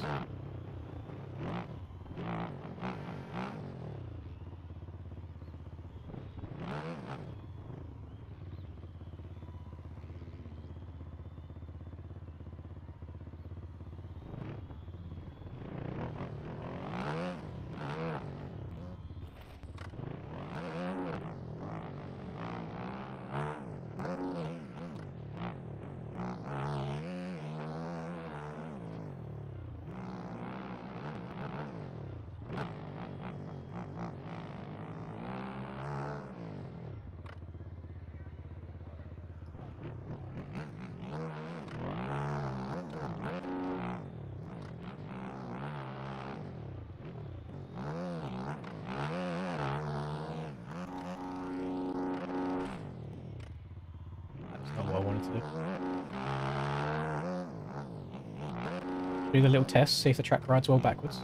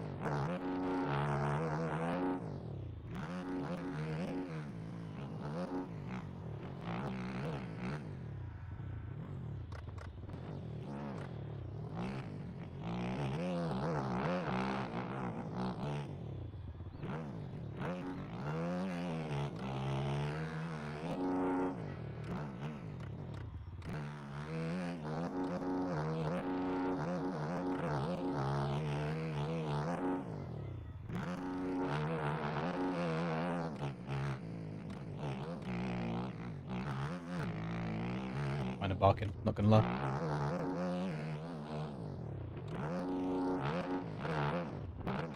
Not barking anymore. God damn it. I was greasing, getting up and over some of them tables.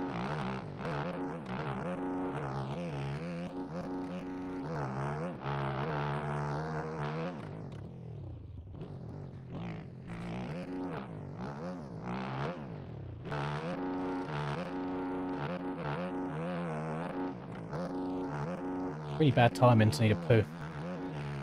But I know for a fact if I go now, the gate will go down to the gate straight away.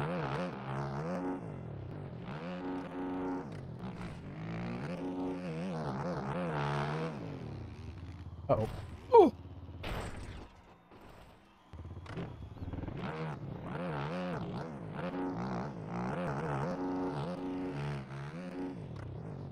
G fuel's gone straight through me.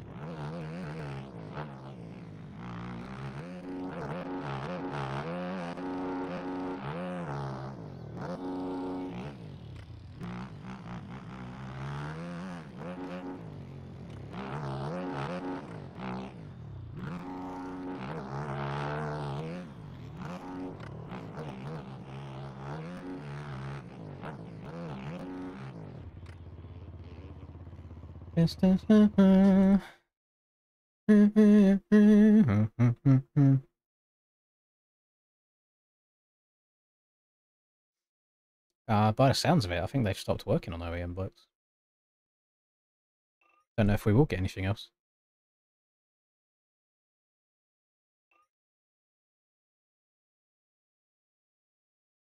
Just waiting on Steiner to get synced in.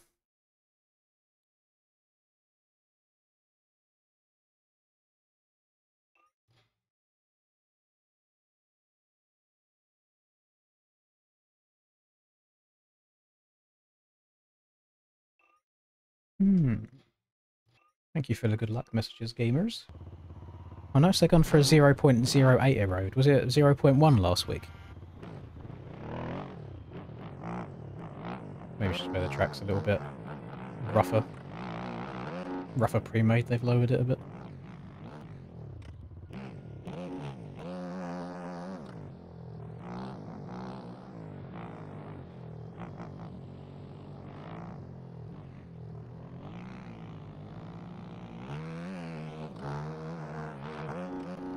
That wasn't where I wanted to be.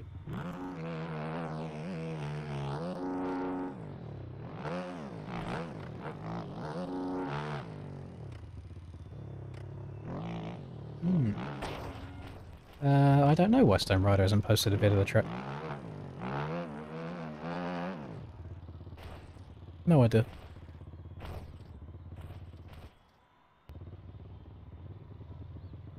This is the kind of shit that probably happened to me in the actual race.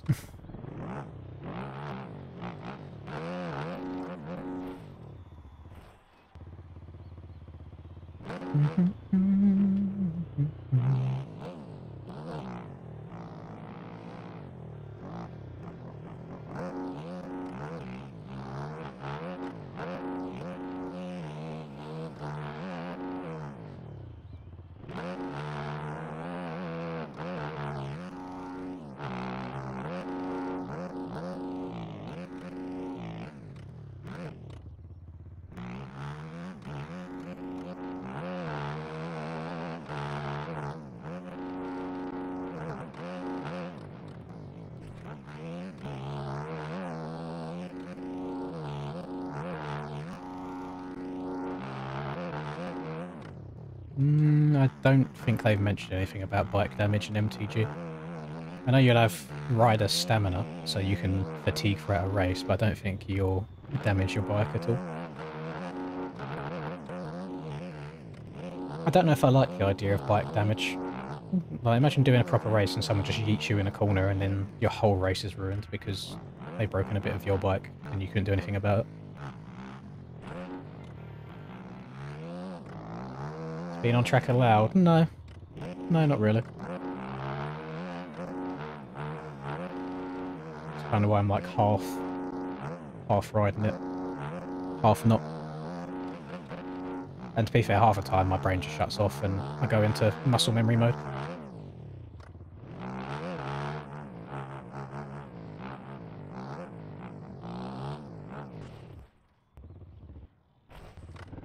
And true, like I said, if I get ejected, the stream ends and I go and play Call of Duty Zombies.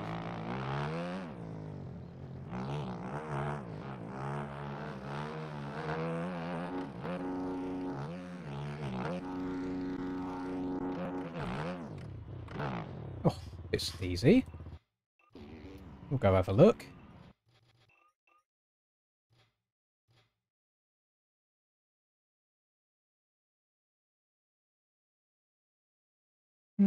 Doesn't look quite as good as I thought it did.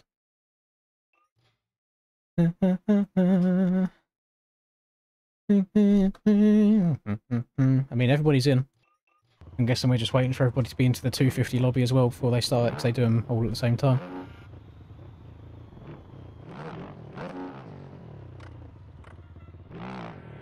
Would love a zombie stream. I've done one before on Twitch years ago.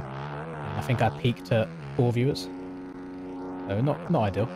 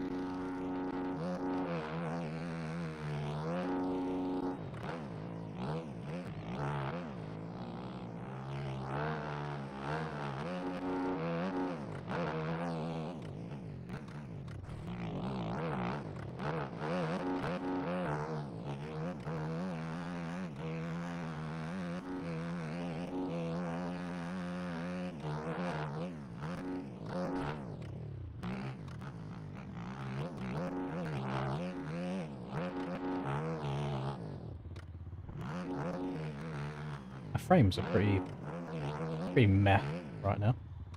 They're not great.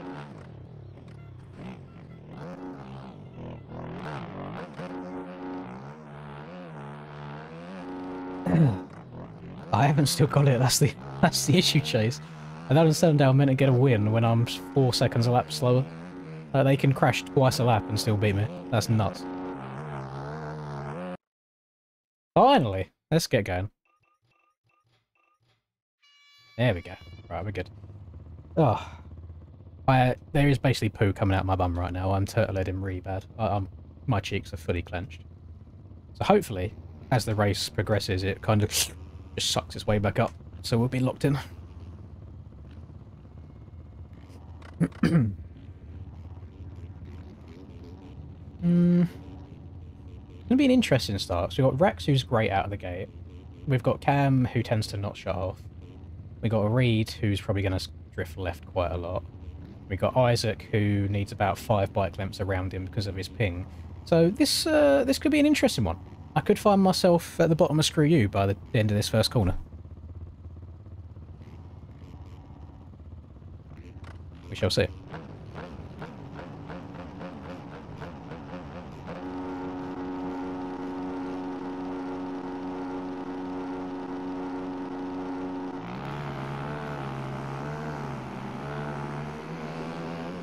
I'm dead. I'm not dead. I got carried by both of them.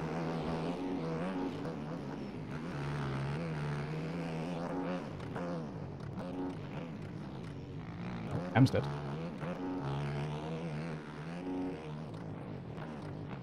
What do you reckon the chances are of a red flag?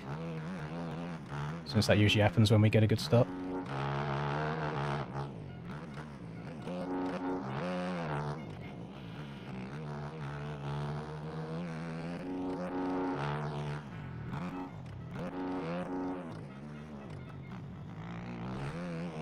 How long it's been since I've generally led a race. I'm actually nervous.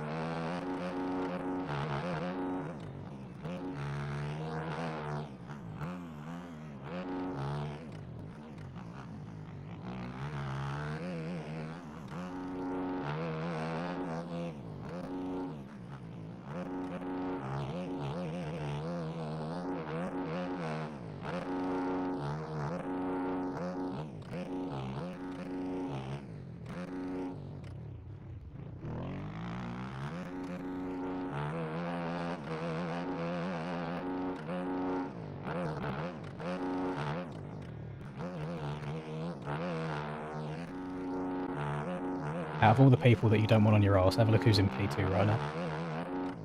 Crazy work. And I've got an itchy nose.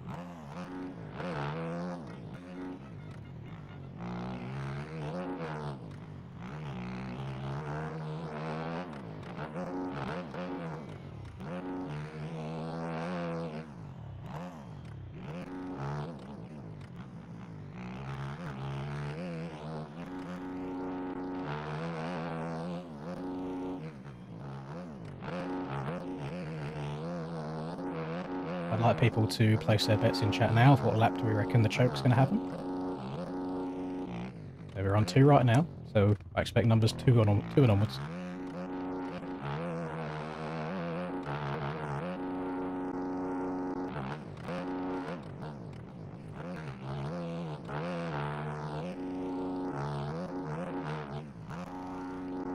Hey, damn, you boys got some faith in me. I reckon I'm making it to lap 8. That's crazy.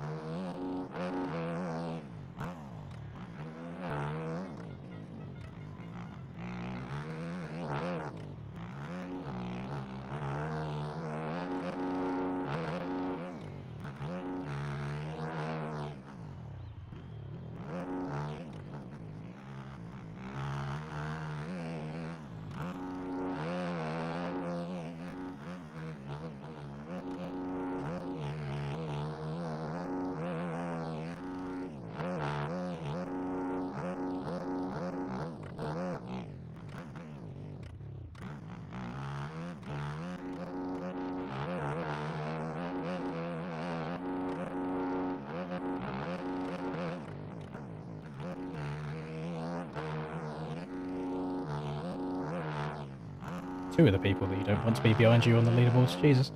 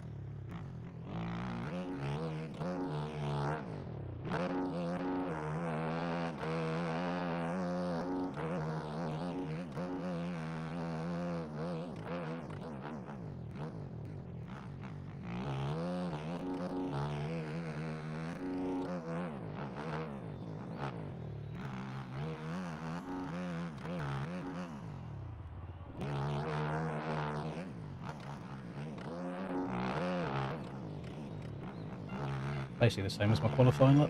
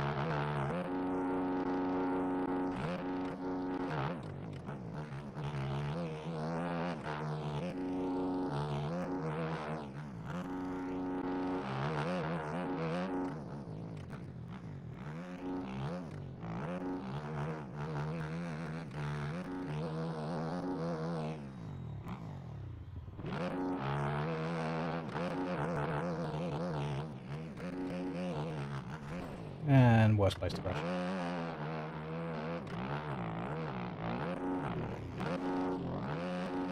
God damn it. Who had lap 4 on their bingo card?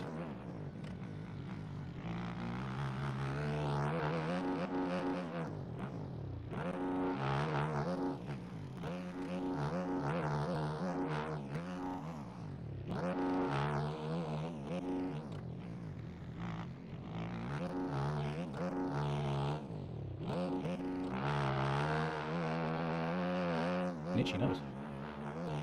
Oh, not the best time to take your hand off your controller.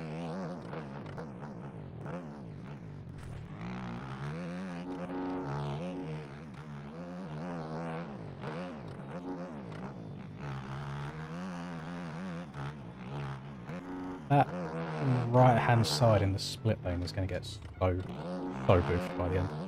I can tell nobody's taken the left side yet.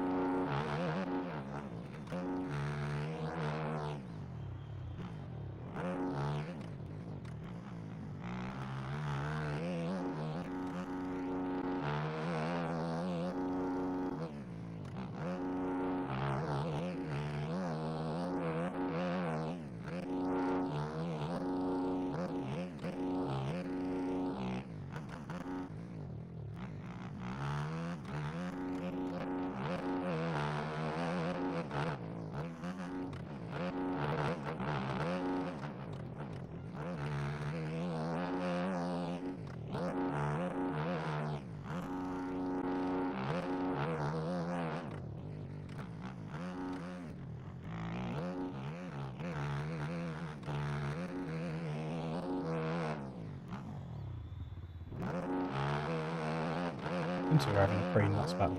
I just keep seeing glimpses of the muff in the distance.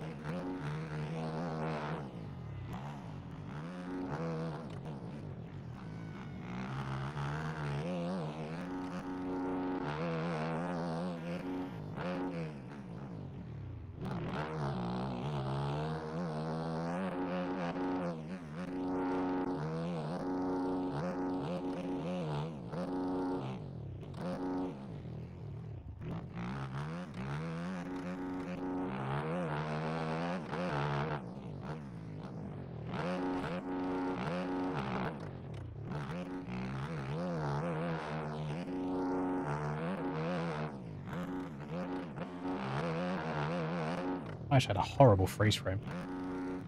I have no idea what that was.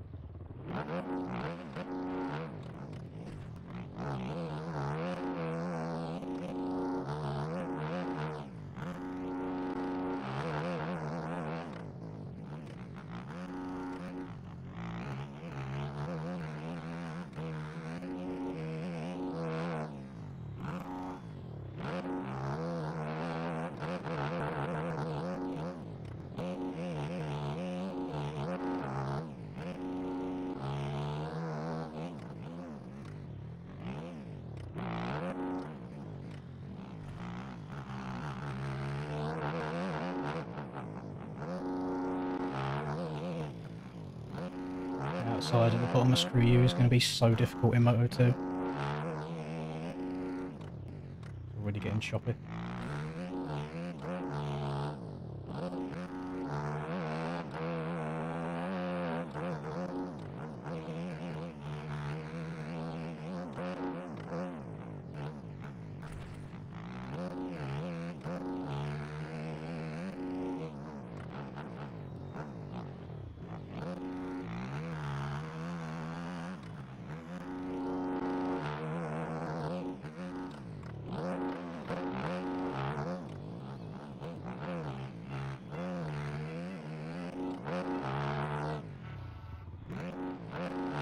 Both of these two have quite a lot of cuts.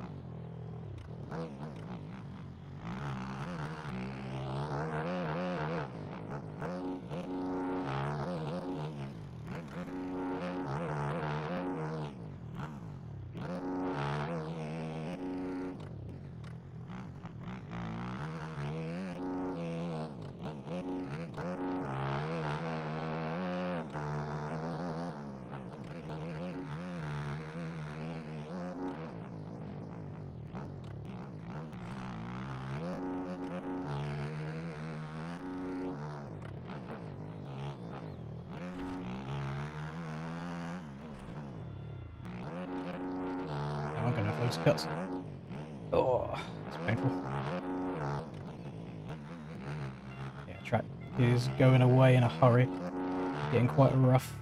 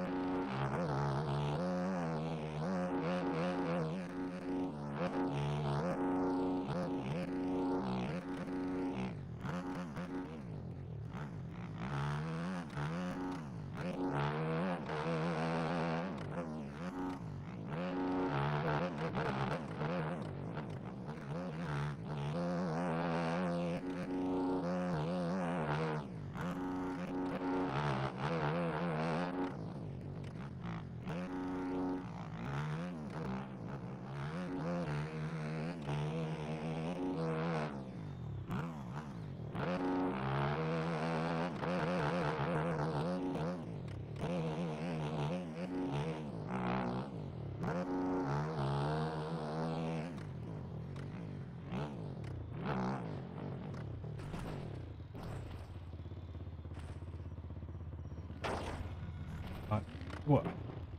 What do I do there? If I can move backwards, I'm in his way. I stay still, I'm in his way.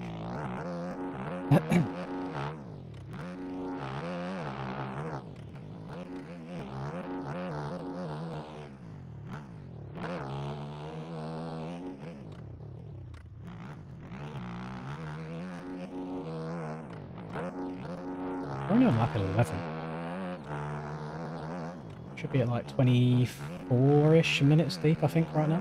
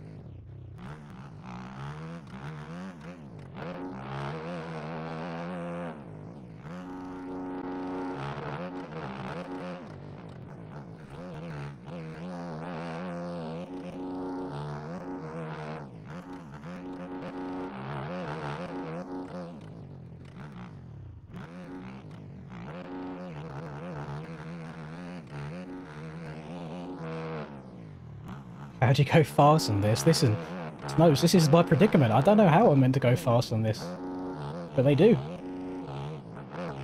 Oh, I already feel like I'm on the verge of crashing everywhere.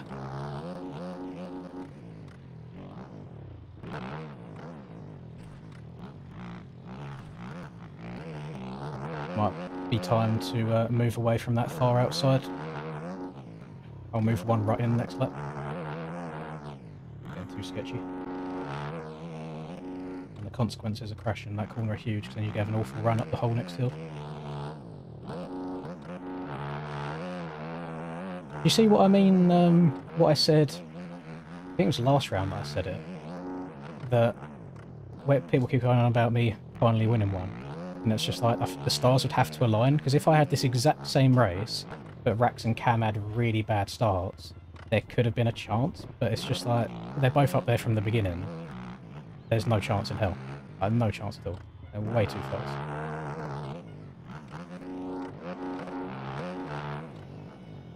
I'm going to have to start backing it down a bit now because the track's starting to bite me in the arse. I've got Tyler just behind me there, even though it says he's 16 seconds down, so God knows how many seconds of cuts he's got. Looks like Tyler's had a hard one. He's had to come from the back. Nah, Cam's fast as well. He's just had a couple of crashes, but you saw that lap or so when he crashed and I got right onto the back of him. He's still faster overall. But it makes me feel a bit better knowing that I was even closer to their speed than I have been for the rest of the year, especially after how awful I felt in that qualifying session.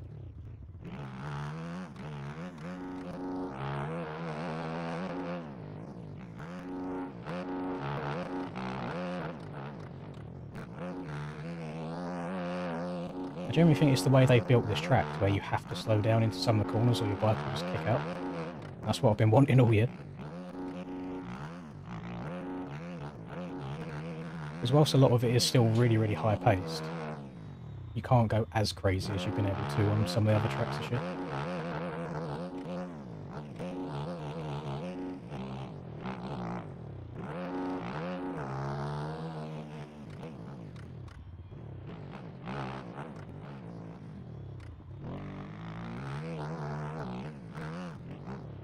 Okay, inside not great. We'll try middle next to that. I suppose they all funnel back out to the outside, and the outside's a bit boofed.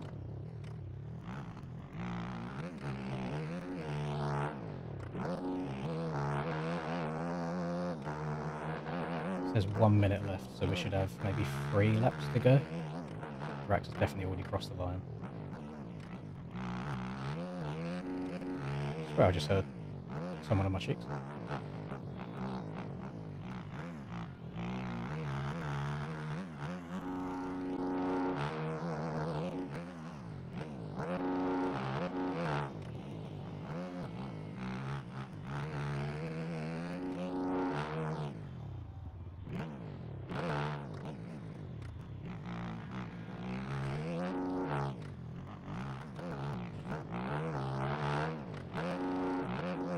Got my gears all wrong in the corner and messed everything up.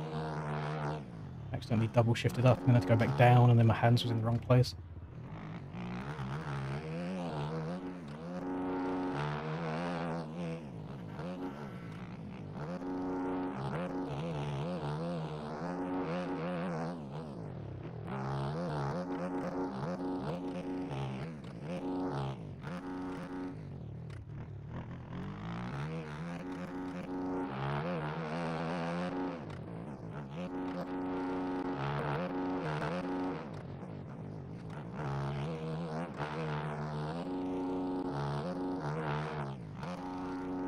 I've had enough by the looks of it.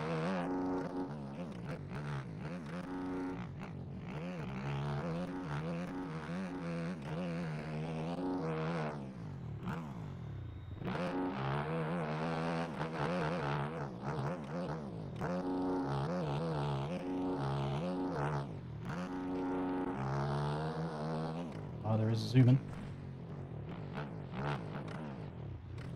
Oh, I missed the one that I wanted.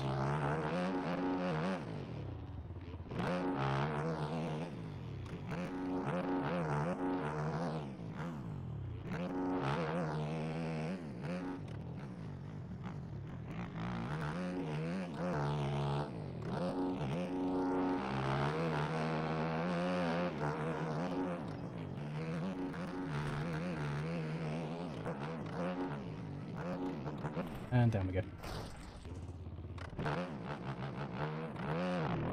Didn't really feel like I'd done much different there. I think I just didn't get the bike stood fully upright, so I get the bumps when I was slightly sideways.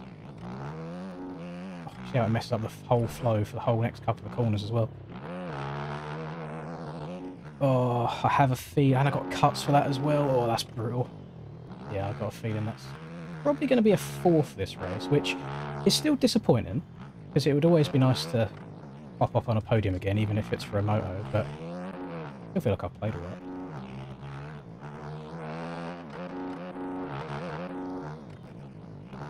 It do just be a fact that I've got like 10 years on everybody else below me, so there's 10 years of decaying muscle memory, decaying reaction times. Oh, I forgot I've still got a game open in the background. Blew my ears off. Oh, that'd be why I'm getting bad frames. Yeah, I forgot I had that open. Someone remind me to close that after this race.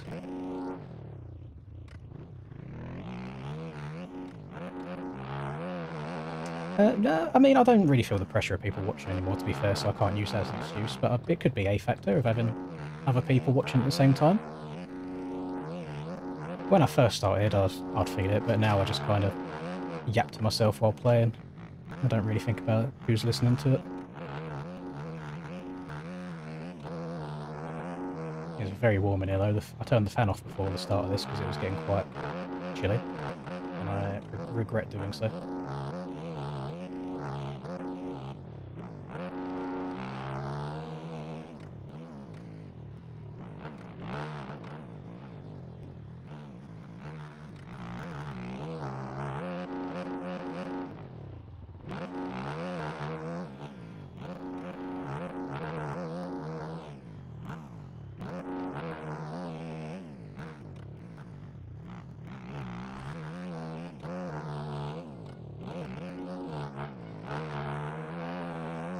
Of a podium, but he's got 2 seconds, or he's got 3.6 seconds of cuts on me right now. So if he pulls away by 3.6, oh no, it's gone back down to 2. Yeah, if he pulls away by 2 seconds this lap, then he has third. If he doesn't, I keep him within 2 seconds, and I've got third.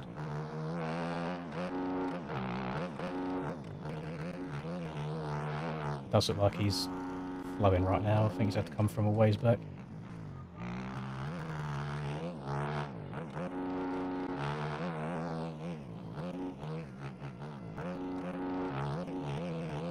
I mean, I may as well try and send it a bit. I've got no one directly behind me. I think it's Vendrami in P5. Jesus, that's going to be the race of his life.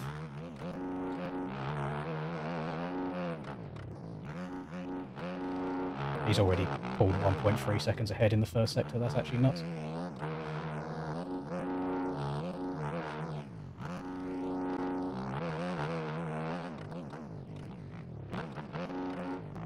And there we go. That'll do it, I reckon. Notice I haven't lapped anyone other than the one guy that's sat off the side of the track. It's kind of nuts.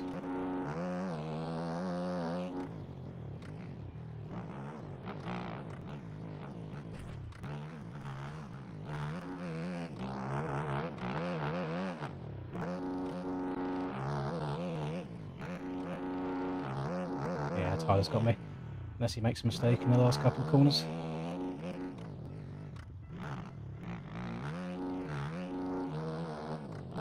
The standings right now in this race are exactly as they are in the points standing in the championship.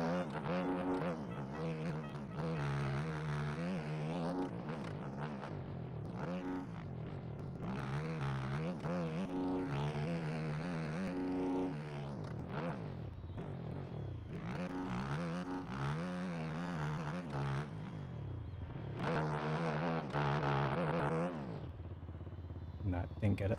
He pulled another 3 seconds ahead in the last sector. What are these boys doing? Oh, what the fuck are these boys smoking? Tyler went 5 seconds quicker than me on that last lap. That's nuts. Clearly I need to be drinking more G Fuel. Let me turn this fan back on.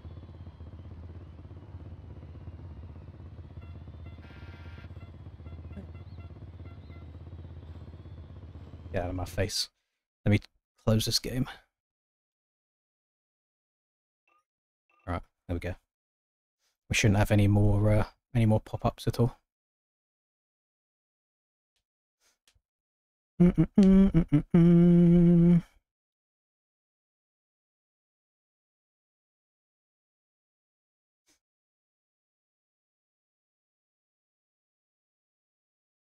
was alright though. Thought the pace was decent. No, I'd be very, very shocked if anyone's cheating in these lobbies. They are just better.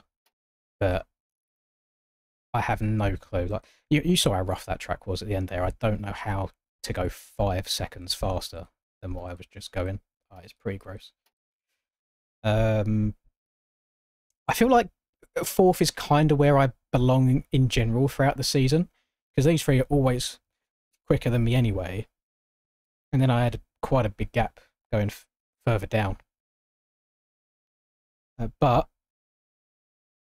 getting a very good start makes the world of difference. So you can just kind of set your own speed. The only thing that was a bit of a negative there was I don't know how repeatable that start's going to be, because that was pure luck. Like, I got carried.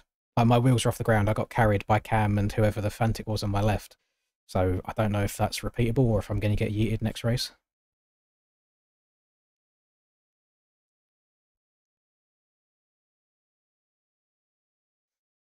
Do you think I've got time to make myself a bit lighter?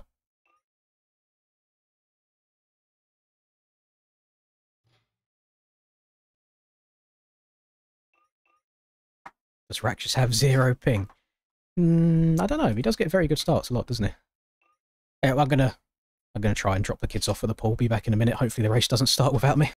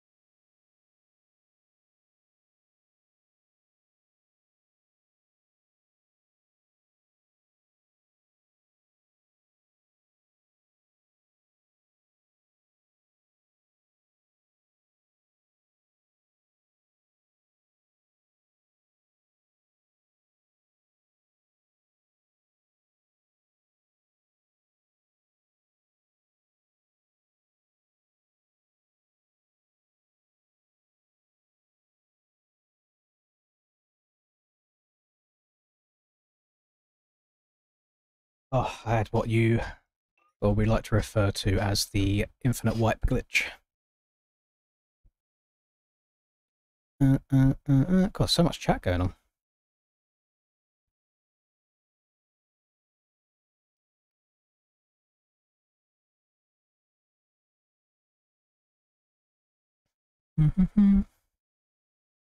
Breezy's not happy.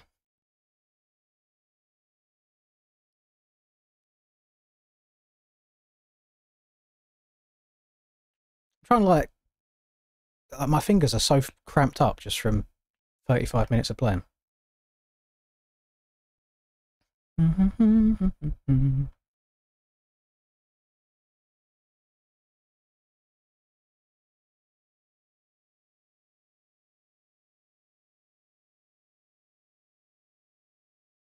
Tyler's gone.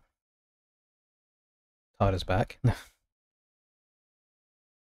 Yeah, Breezy's not happy at all.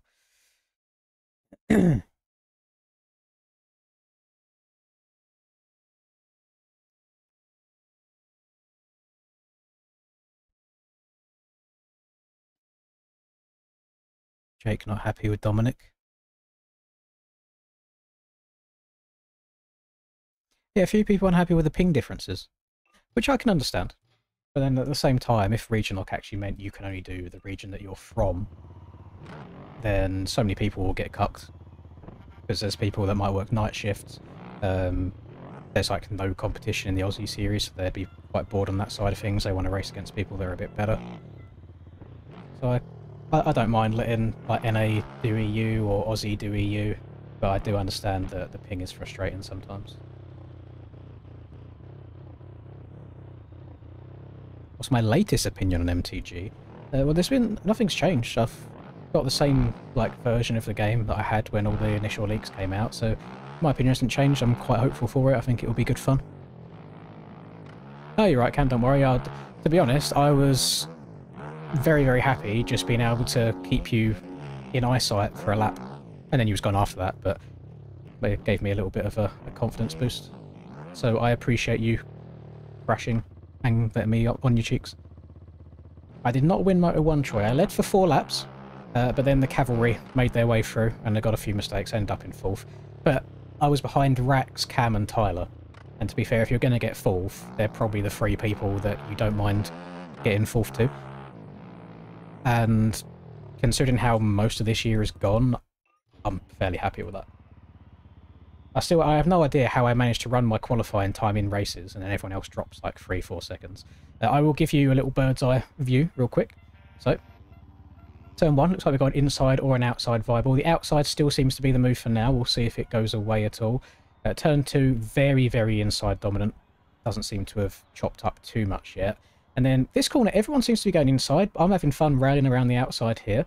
And same with the bottom here also. This outside's actually got better as the race has got on, because this bump that was messing me up has basically disintegrated, so you can hold it on really fast around the outside there. Most of the other boys are going in this inside, but I can't vibe with it at all.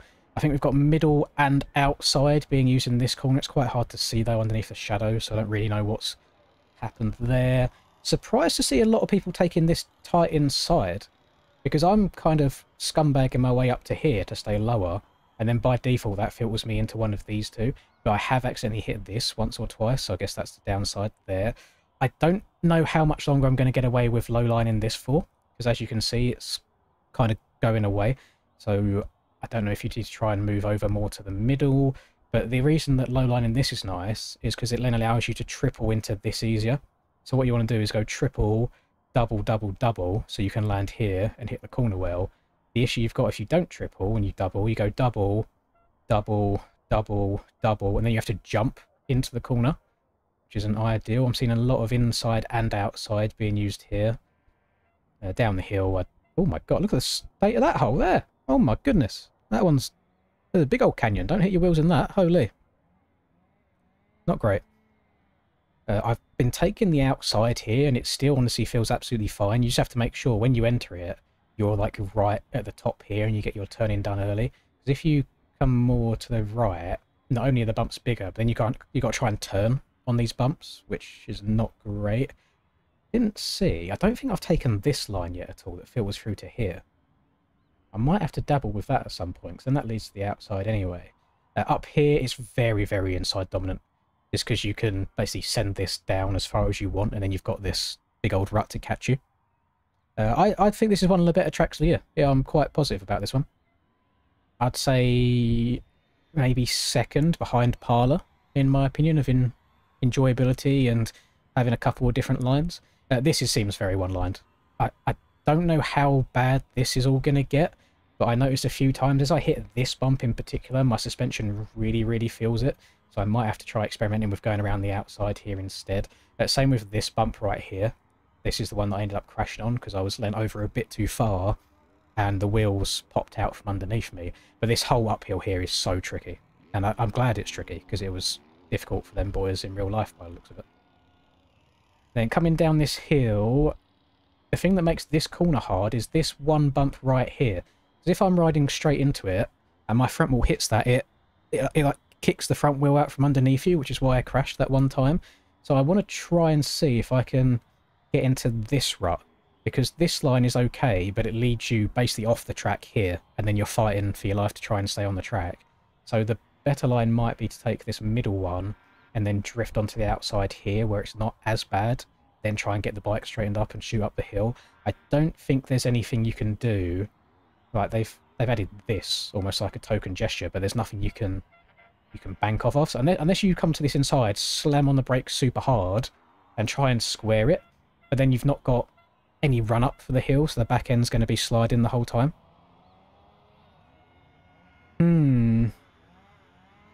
Now, this is all straightforwards, just whatever line you fall into. This is very inside dominant, and it doesn't seem to have disappeared at all. Like, it's not got really whooped out, so I think this will stay the main line the whole way. And then ideally you want to land right here on this. You see it's lower than the rest, so you don't tag it.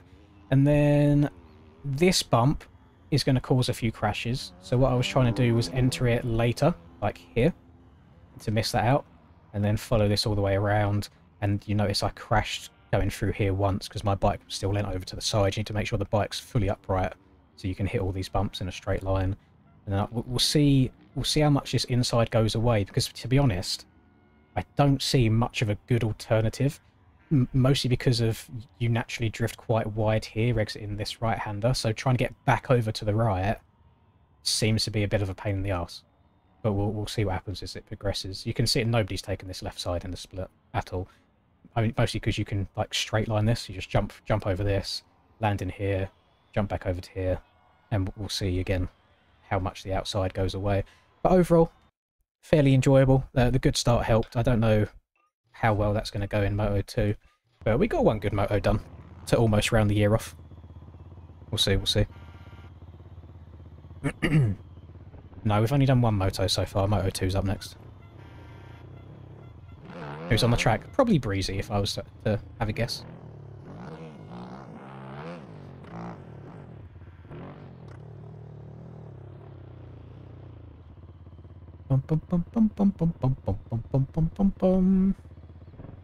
I was hanging with you and Cam for a little while there, Rex, on the opening, like, 6-ish laps.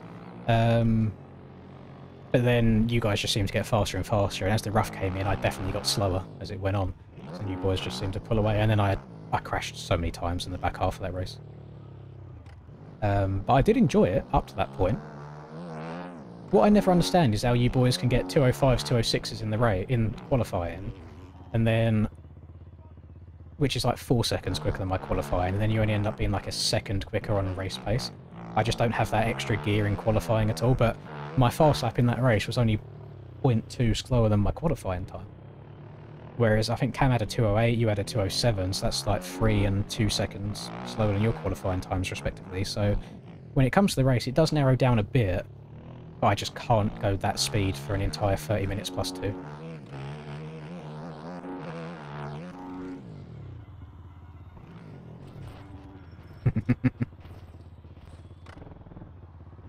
At least the laps are counted correctly. I've seen a lot of people complaining about the cuts around here, but I had no issues whatsoever. I got cuts when I deserved to get cuts, because I went around so that last little roller before the finish line, I accidentally went around that twice from messing up the corner, and I got cuts because of that. Other than that, I didn't get any cuts where I don't think I should have. So yeah, I wanted to see if you could, like, come to the inside here, square it off, and miss all that rough stuff out, but you can see it's quite tricky getting up the hill when you're at a lower speed. I don't know what the alternative is. I mean, I guess try the outside until it's not viable anymore, but you saw how bad of a kick I got going into it.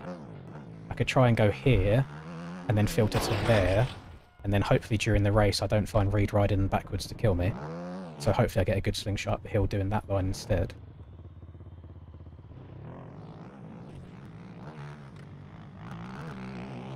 Yeah, I mean, that seems good. Just trying to stay out of the rough stuff. I want to get away from the ones that it almost feels like you have to roll the dice on if you're going to survive it or not. Where did you finish in that last race, Reed?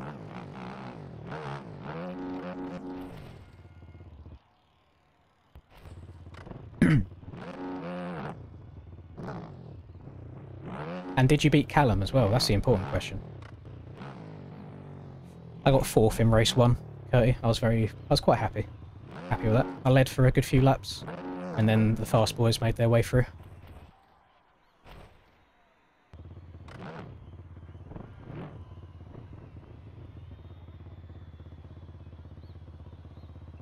What's going on? This is like one of the longest breaks we've ever had. It's usually 10 minutes, now it's 15.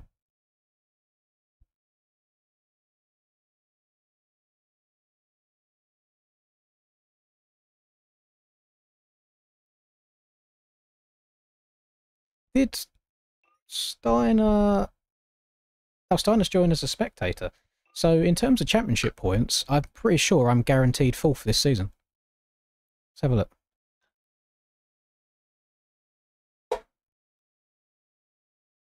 So Steiner was... Oh, that's the wrong championship. I need 450. 450, Dilla, championship, scroll, points per round. So, I'm in 4th. I'm 75 in front of Steiner, and he's not doing this round. If I had a good Moto 2 here, I could be 100 points ahead of Jake going into the last round, in which case I don't even have to ride. Or don't even have to play. Actually, I don't have to play anyway. I'm locked in 4th. I can't catch Tyler, because he's over 50 points in front of me, and and Jake can't catch me. So I'm guaranteed 4th in the championship. So now we're just riding for vibes. There's a jump start there. So we'll see if they red flag it. Inside line on turn 5. 1, 2, 3, 4, 5. The left-hander. Tight inside. It could be viable. It could be good. I'll see if I can give it a go if the line that I'm currently taking gets too rough. Can Rax win the chip today? No. No, he's 10 points ahead of Cam going into that moto. He's now 13 points ahead of Cam. So it's going to come down to the last round between them boys. Should be a good battle. See if Cam can get a win in this second moto to close the gap again.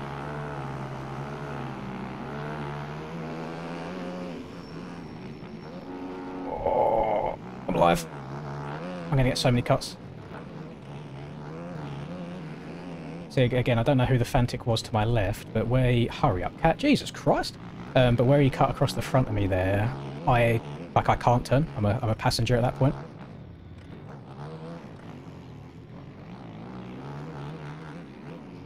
I'm going to go well. I'm going to get landed on. Just had to send it. If I scrub that, I think I was going to land into whoever's beside me. I wonder how many seconds of cuts I've got from going off the track in turn 1. Oh, literally, I couldn't brake, I couldn't turn, couldn't do anything.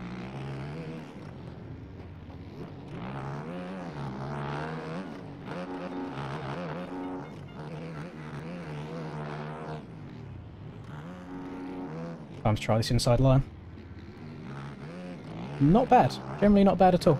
Could be a good little alternative to try and pass somebody. That's a good shout.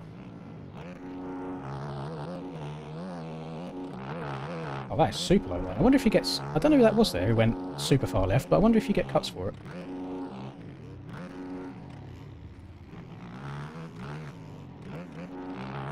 That outside's pretty damn good. Which pisses me off, because Eggshit was going so slow for about 4 corners there, and now he's back in front of me. And now I'm going to be stuck behind him again.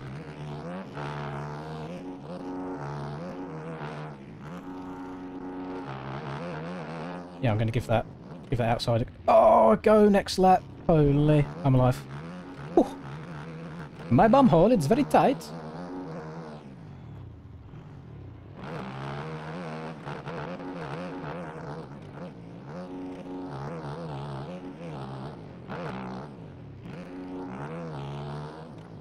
Try and take that alternative lines, what I was doing last race. Because I think that the people in front of me are going to take lines I was taking. But then they also end up taking the alternative lines, so I just end up following.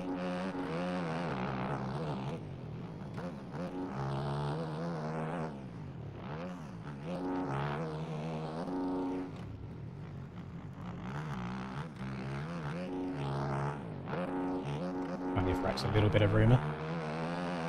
He's got such a good drive, holy. We're on the same bike.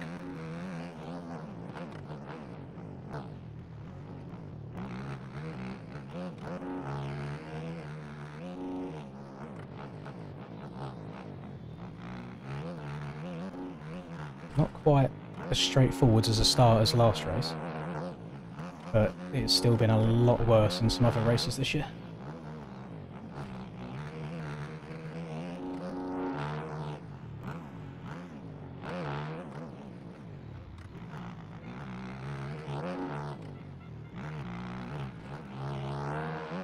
I'm in the bell. Oh, God. Oh, I'm alive. Oh, I'm cross-jumping. Give him the line. Oh, I don't want to ruin any championship battles.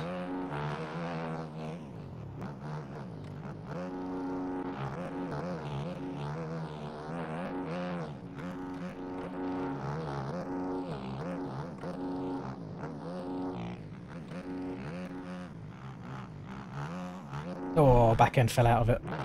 That felt decent though. But if my back end didn't slide out, that would have been quite quick on getting the slingshot around the outside.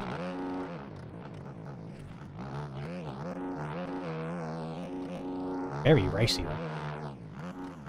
It does seem like you can kind of move around a little bit and take different lines to try and pass people. And that's all I've wanted. That's why I've been so negative this year. So I know what we can have and what we've had in the past. Oh my... Okay. I thought the outside would be smoother.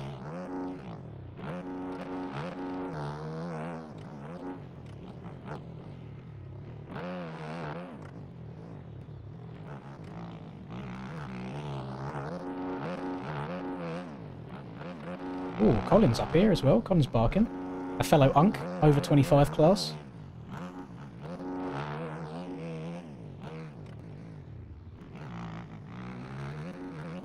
Oh. Okay, don't like how that falls into that line.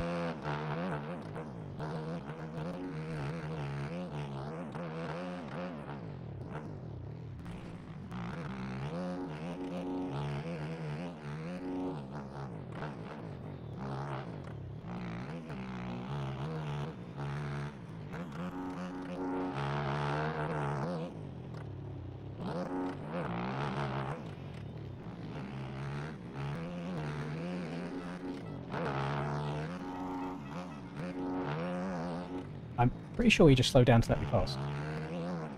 Gotta say thank you for that. What a nice guy.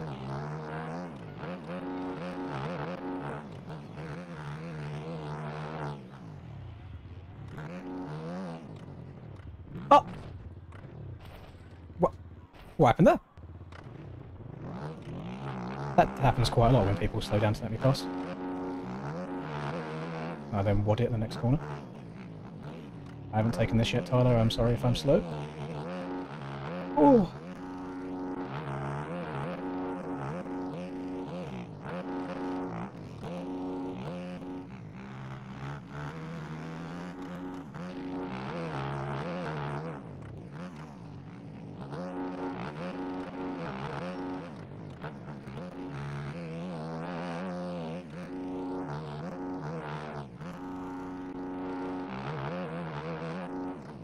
But he shut the door on Tyler. He's probably not very happy with me.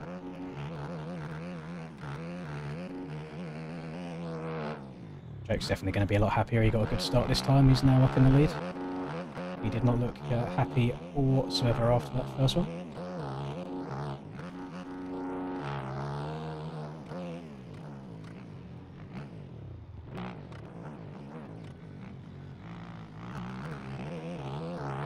Yeah, that's much nicer. Right, don't let me pass this time, Colin, because I'm just going to crash again. Just carry on with your race. Oh, I thought my back wheel was going to hit the marker.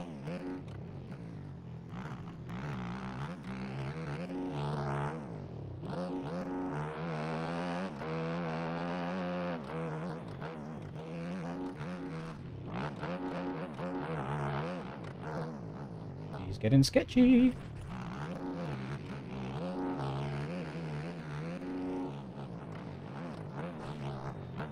She's getting very sketchy, oh my goodness. Right over the old 2 for 1. I got cuts for going around the outside of that corner there, that's so painful. I understand cuts for going on the inside of a turn, but I feel like cuts for going around the outside when you're losing time is crazy work.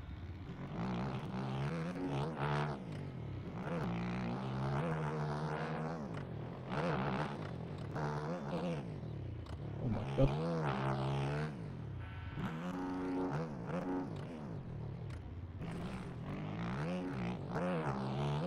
Don't know if I do like that inside.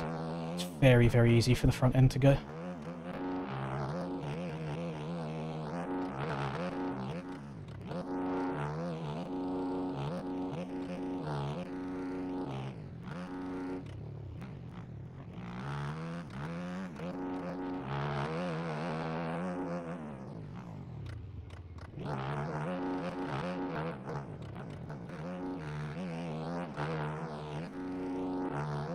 I'm on my cheeks now, god damn it.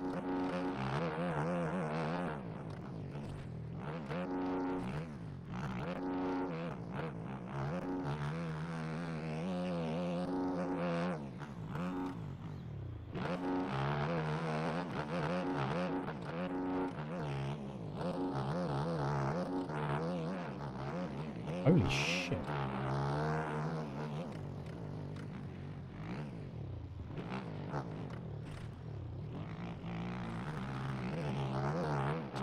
Look behind him, Cam's sideways going up the hill.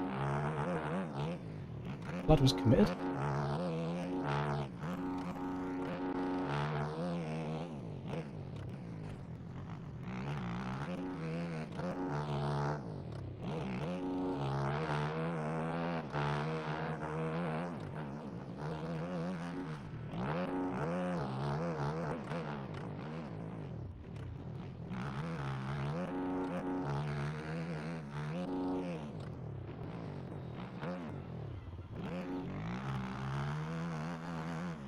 Oh, I'm gonna get more cuts now. God damn it. The time's just adding on.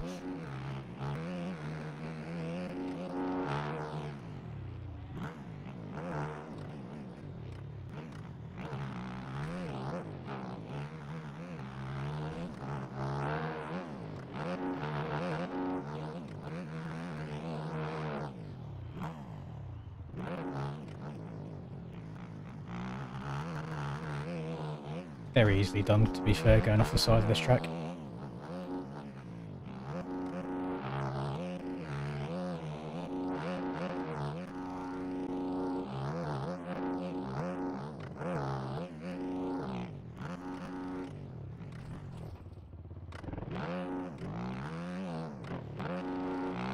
Okay.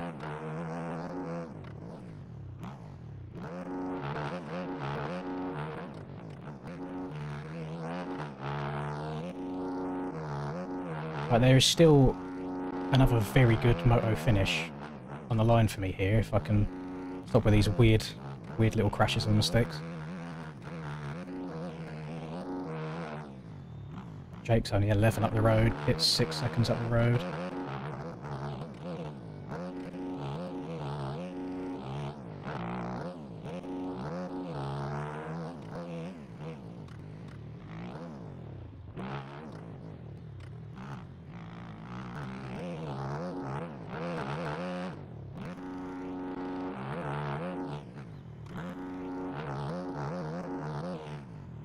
Not even halfway through this race either, so there's plenty of time to be gained.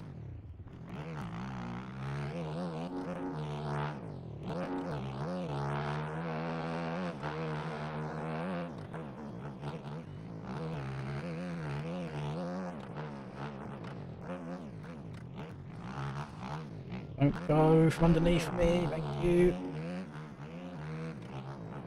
I'm riding a tightrope around that left-hander, you gotta be so precise in the rut. Jesus Christ, Cam is so fast. Might be too fast.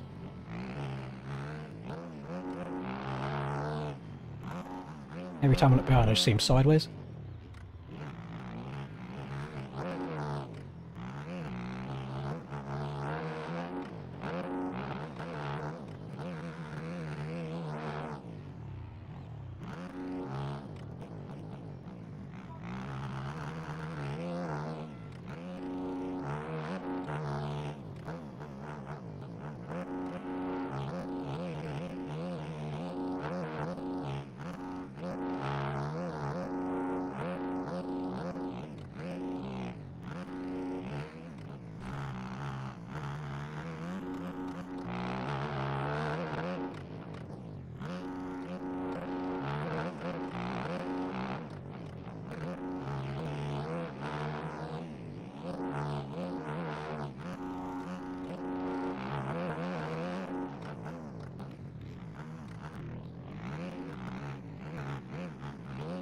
Oh, I thought I was going over.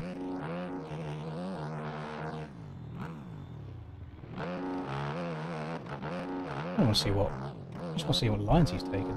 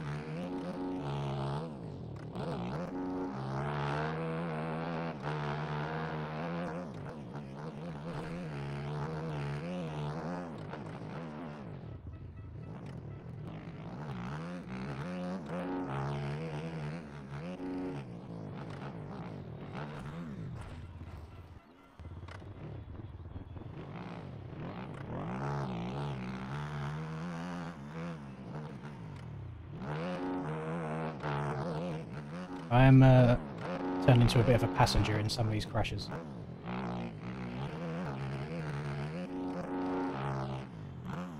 Get like a little bit of a funky kick and you just have to hold on and hope that you can survive.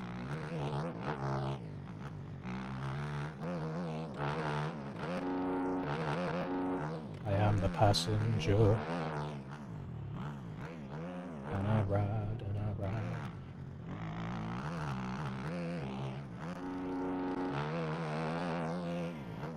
Still would like better than a sixth.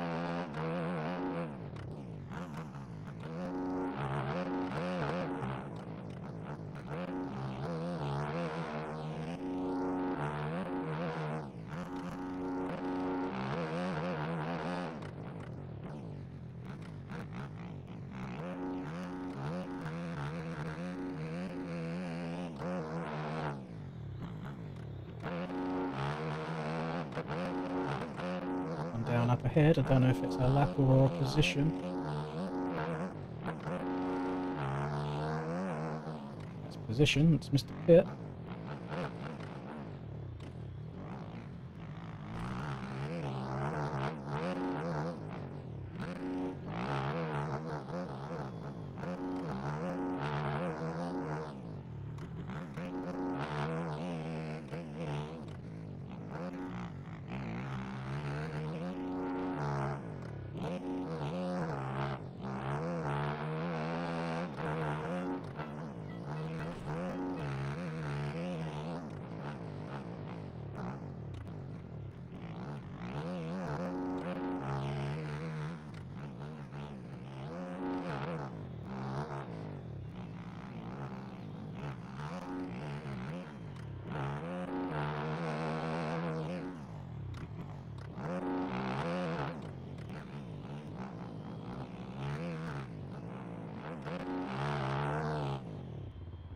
second to cut.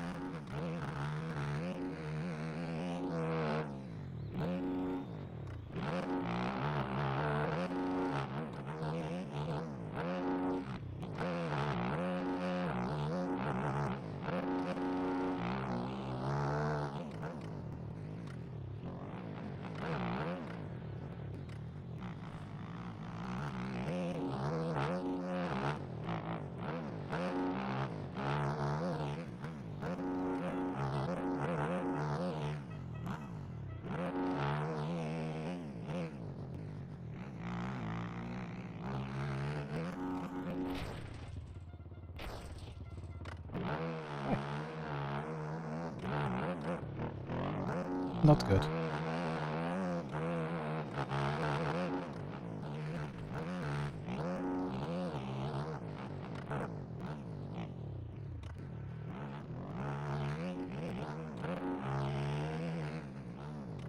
Can't park there, sir.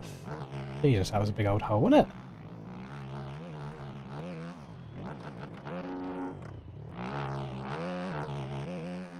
He's definitely getting a bit sketchy.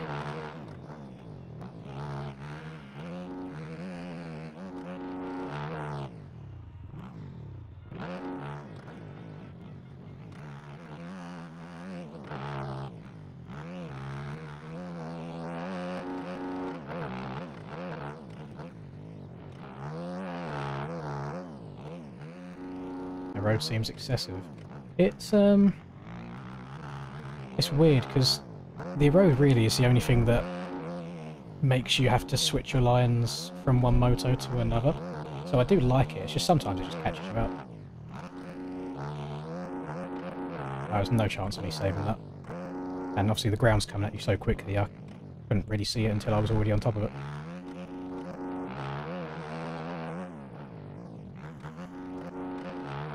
I mean, that hole's there for everybody. Everyone's riding the same track, so... It is what it is.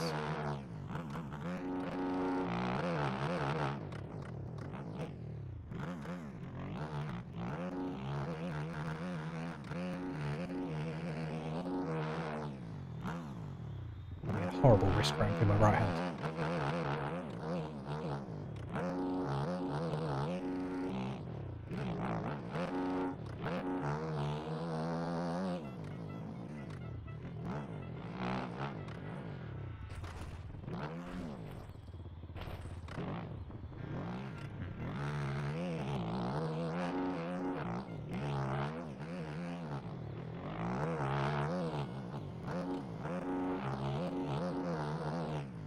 What are we at? How long have we got left in this?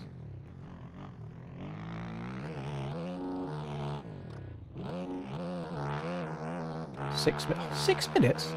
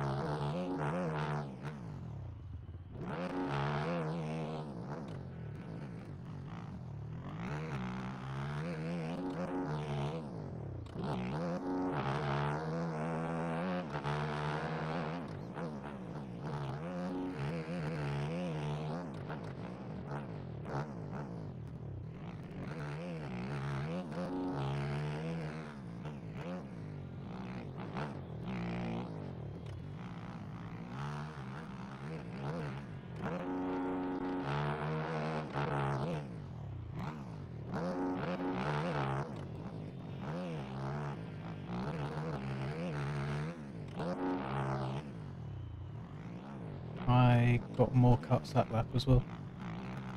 I'm going to drop from 6th to 7th for this rate. I don't feel like I'm doing bad.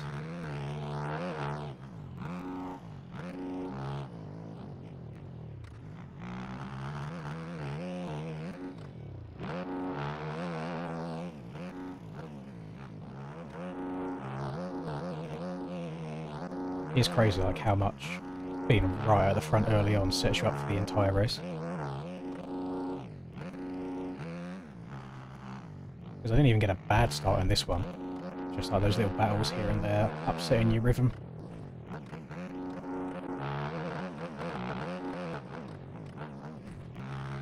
And I've had a little bit of a lonely P6 since the dust settled.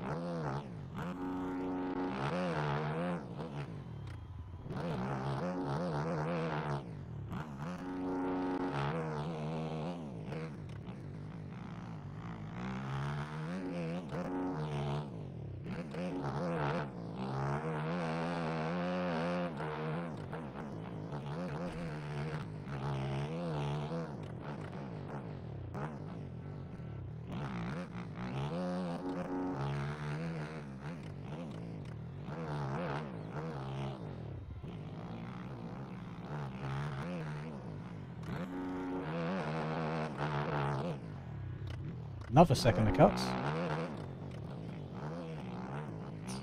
Where did I go wrong in that last lap?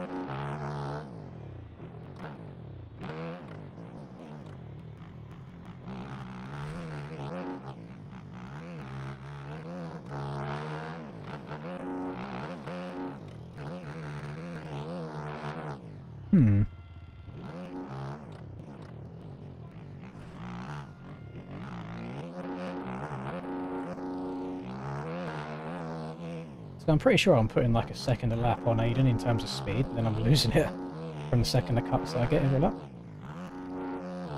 Went wrong by riding the track. No, this is one of my favourite tracks of the year so far. So this and Parlour have been the best two for me. I welcome the difficulty of this one compared to some of the others.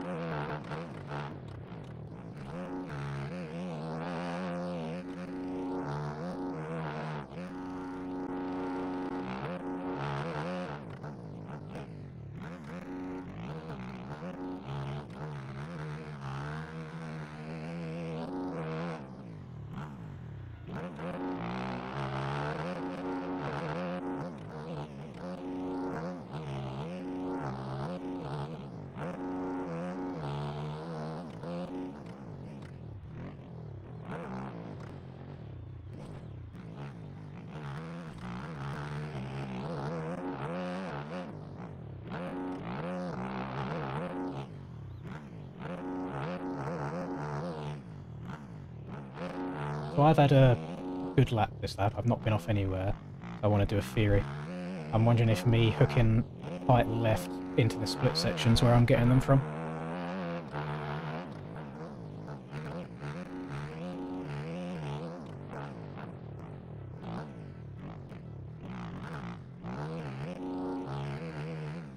So like me hooking across here. It shouldn't do, I'm just curious.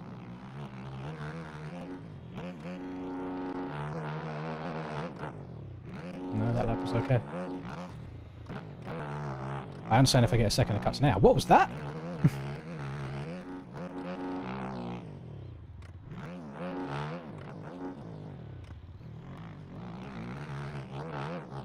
Bike said, nah, not today.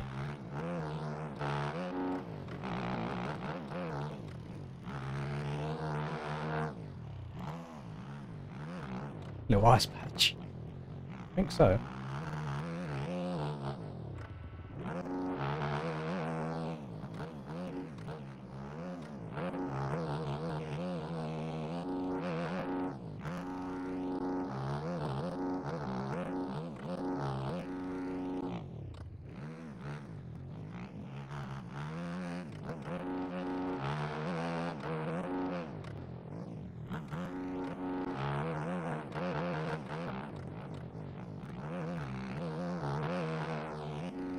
14. Two... it might be 1 or 2 left.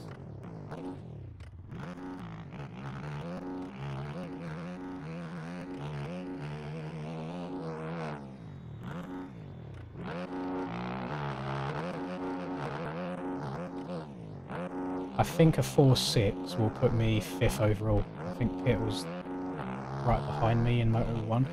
So him beating me in Moto 2 will leapfrog him past.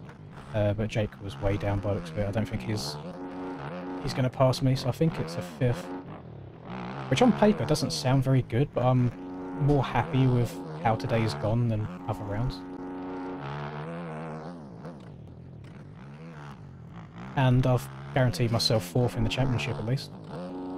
Again, if they do prizes down to 4th, I've got no idea. It might just be top 3. What the prizes are, I also have no idea, but yeah, it's not terrible. Especially with some of the extra stinky races I've had this year.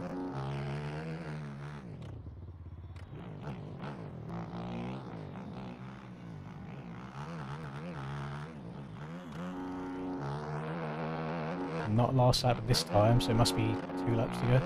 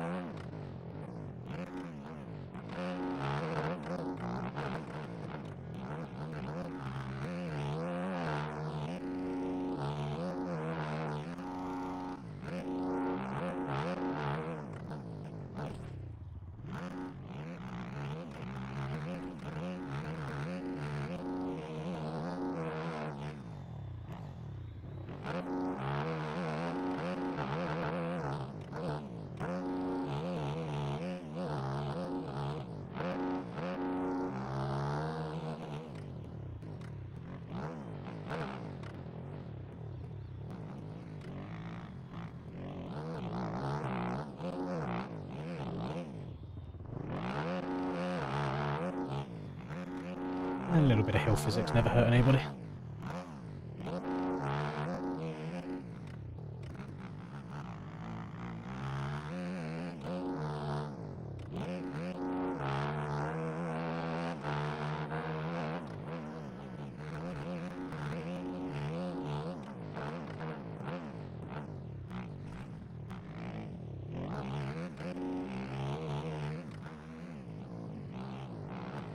Yep, last lap. I think it's been, honestly, a pretty damn good day today. As far as this year has gone for me. Both outdoors and indoors as well, combined. If we had tracks that rode like this the entire year, I would have had such a different outlook on this year. I think I would have enjoyed it so much more. I'm hoping Budds Creek will be similar to this. And the two characteristics I'm looking for is you can see in corners, people have been taking different lines. It's not just one trail around the outside everywhere. The ruts are not perfectly following the track the whole way. They kind of merge into outsides or cut across each other as well, which I also like. And then there's just a bit more roughness. And it's not just amount of roughness, it's that there's an uneven roughness on this track, so you can't just blitz them as if they're whoops. You have to kind of pick your way through them a bit better. I think this track is so much better than most of the other ones we've had so far this year. And I also said that during a really bad qualifying, so I don't think there's any decent Moto 1 bias opinion that's going into that. I've had that opinion all day. And I'm going to look forward to watching Mr. Chase's NA race later today. Probably while I'm killing more zombies. Zombies on one screen. Chase listening to his very interesting Spotify playlist on the other. Well, actually, I need to ask for a link for his Spotify playlist because it does actually start. It's all songs like, if you ever watch Squid Game, where it's like, fly me to the moon and let me play amongst the stars. There's just a bunch of songs like that. Hello, Price. Welcome. Track's very good. Very, very good. So much better than the other ones we've had this year. I'm very happy with what they've done for this one. Difficult as well. The roads, I've been kicked and like wadded here and there, but since those mistakes have happened, I've kind of worked out what other lines to take to avoid it. So I wouldn't even say the road is too much. I would say my ability to recognise what bit of the track's boofed and change lines quick enough sucks. I need to get better at adapting to the track changes. It's quite funny that I crashed after like 4 laps not crashing while saying that. Yeah, my ability to adapt to the changing track is pretty bad at the moment. I can't hold that against the track itself. There we go, that was a 4-6 for a 5th overall, I believe. Going into the last round, I cannot gain a position, I cannot lose a position, I am locked in P4 regardless. Rax will have a 16-point lead going into the final round, so Cam basically needs to go 1-1 and Rax needs to have a stinky one at some point, otherwise Rax has got the dubski there. But I'm pretty happy with how the day's gone. I really am. I'm good. I've only played, I think I played Borderlands 2 like once for about an hour. Not something that I play very often at all. I like the idea of it, like the grinding aspect and getting better loot and stuff. Sounds good. But no, it's not something that I've played much at all.